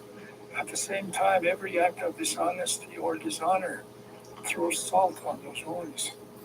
We need to stay vigilant and ensure that we do not allow this to happen. I have been disheartened by some who say reconciliation is dead, which I don't believe. I'm very encouraged by the recent survey which found that 70% of Indigenous youth believe that they will see reconciliation in their lifetime. This is highly promising and hopeful, a hopeful sign for all Indigenous peoples and non-Indigenous Canadians alike. I lift up my heart to the survivors and their families, and to each person who has put energy into the journey of truth, reconciliation, and healing. Hi. Merci beaucoup, and thank you. When we issued our 2015 final report and calls to action, none of us ever expected that 5 years later all 94 would be implemented. These calls outline a pathway for a profound transformation of Canadian society and relations between Indigenous and non-Indigenous people. Such fundamental work takes time. We accept that. However, 5 years later, we do expect to see real progress in laying the foundations for national reconciliation, and specifically the two missing pillars needed to support all the rest. Chief Littlechild has spoken about the first one, implementing the UN Declaration on the Rights of Indigenous Peoples. I want to talk about the other still missing pillar, the National Council on Reconciliation. Calls to Action 53 and 56 are for the creation of an independent national oversight body, a cross-cultural council appointed jointly by Indigenous peoples and the Government of Canada. The council would ensure the development of a coordinated, multi-year national action plan for reconciliation, including research and education. The council would monitor and assess efforts throughout the country, sharing positive examples and identifying continuing gaps. The council would report annually to Parliament, keeping Canada alert to and accountable for its commitments and obligations. And the Prime Minister of the day would respond publicly with an informed yearly snapshot of how this country is doing on the reconciliation imperative. We do honor and respect the many initiatives by individuals, institutions, and governments since the TRC. But these positive singular efforts are not the complete picture. In the absence of a national council, there is no way for any one of us to know everything that's going on, positive or negative. In our Joint Commissioner's statement, systematic, systemic racism in the healthcare system at the cost of human life, widespread poverty, food and housing insecurity facing First Nation, Inuit and Métis communities, continual high numbers of Indigenous children in care, and persistent Indigenous overrepresentation in the criminal justice system. These glaring gaps still before us make the need for the National Council more apparent than ever. As we've imagined it, it would play a key role in ensuring a comprehensive and coordinated response to such pressing issues. And while we do note our understanding that the federal government intends to move forward with the National Council in the new year, for nearly 3 years we've been hearing that it's coming soon. Nearly 13 years ago, every national political party in Canada offered residential school apologies in the House of Commons. Each one.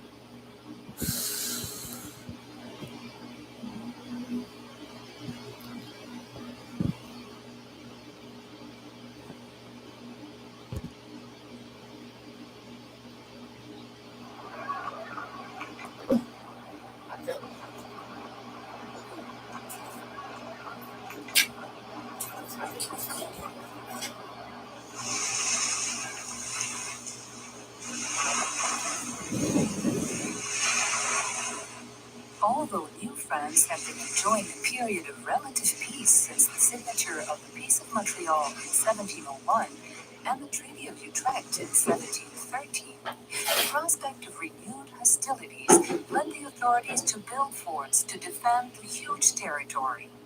In Montreal, the heart of this defensive network, stone fortifications were erected to protect the city.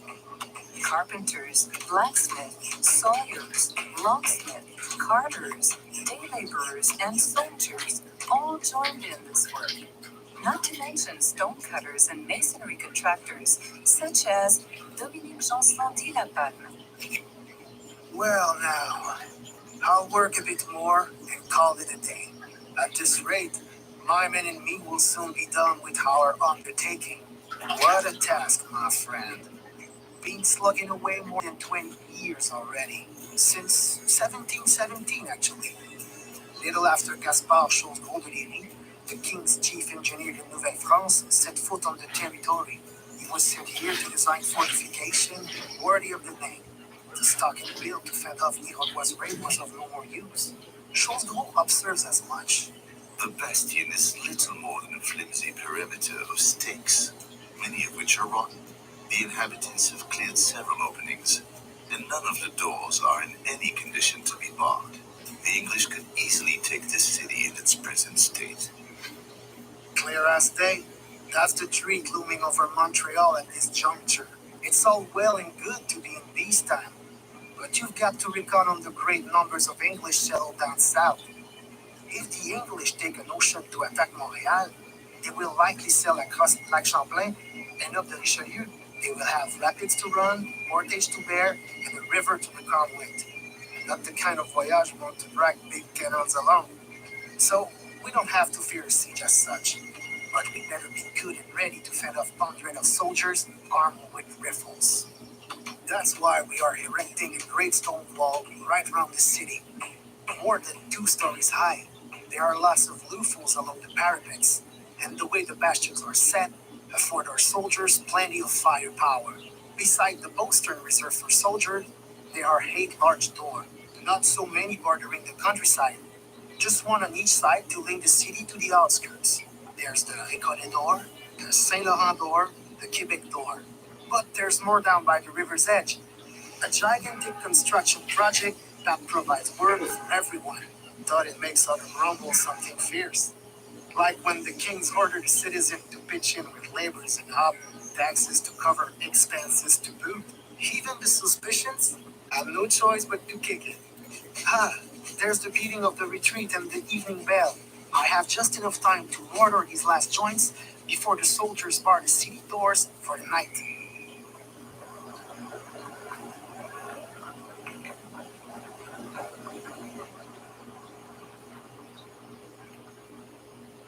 In the early 19th century, Montreal no longer feared war.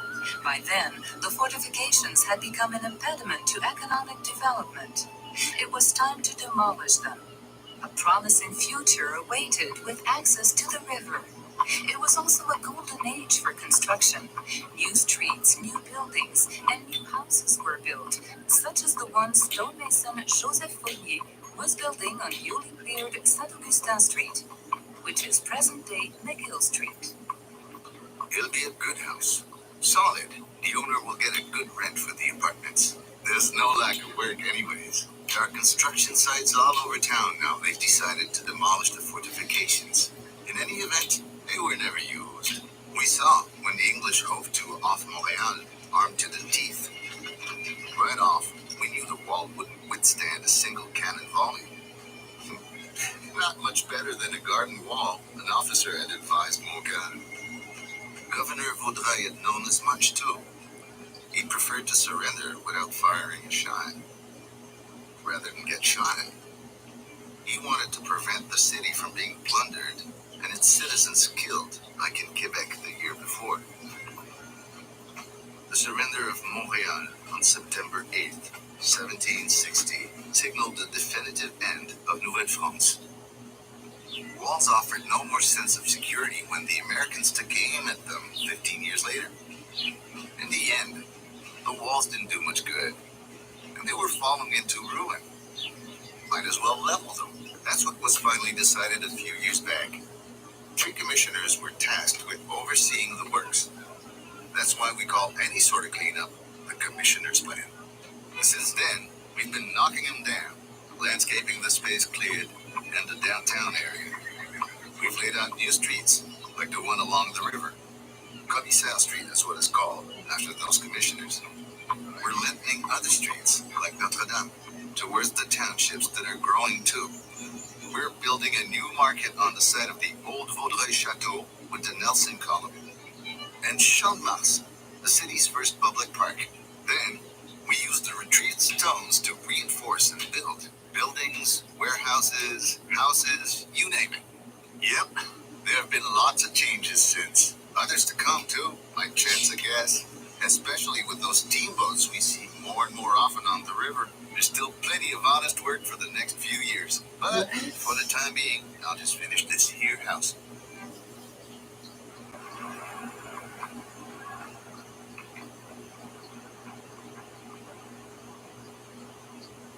Although the fortifications have definitely disappeared from Montreal's landscape, archaeological digs have revealed that the ruins remained, buried under public spaces and in building basements. The City of Montreal, in collaboration with the Ministère de la Culture, des Communications et de la Condition Féminine du Québec, develops interpretation and appreciation programs for these ruins, all found in the historic Old Montreal Borough.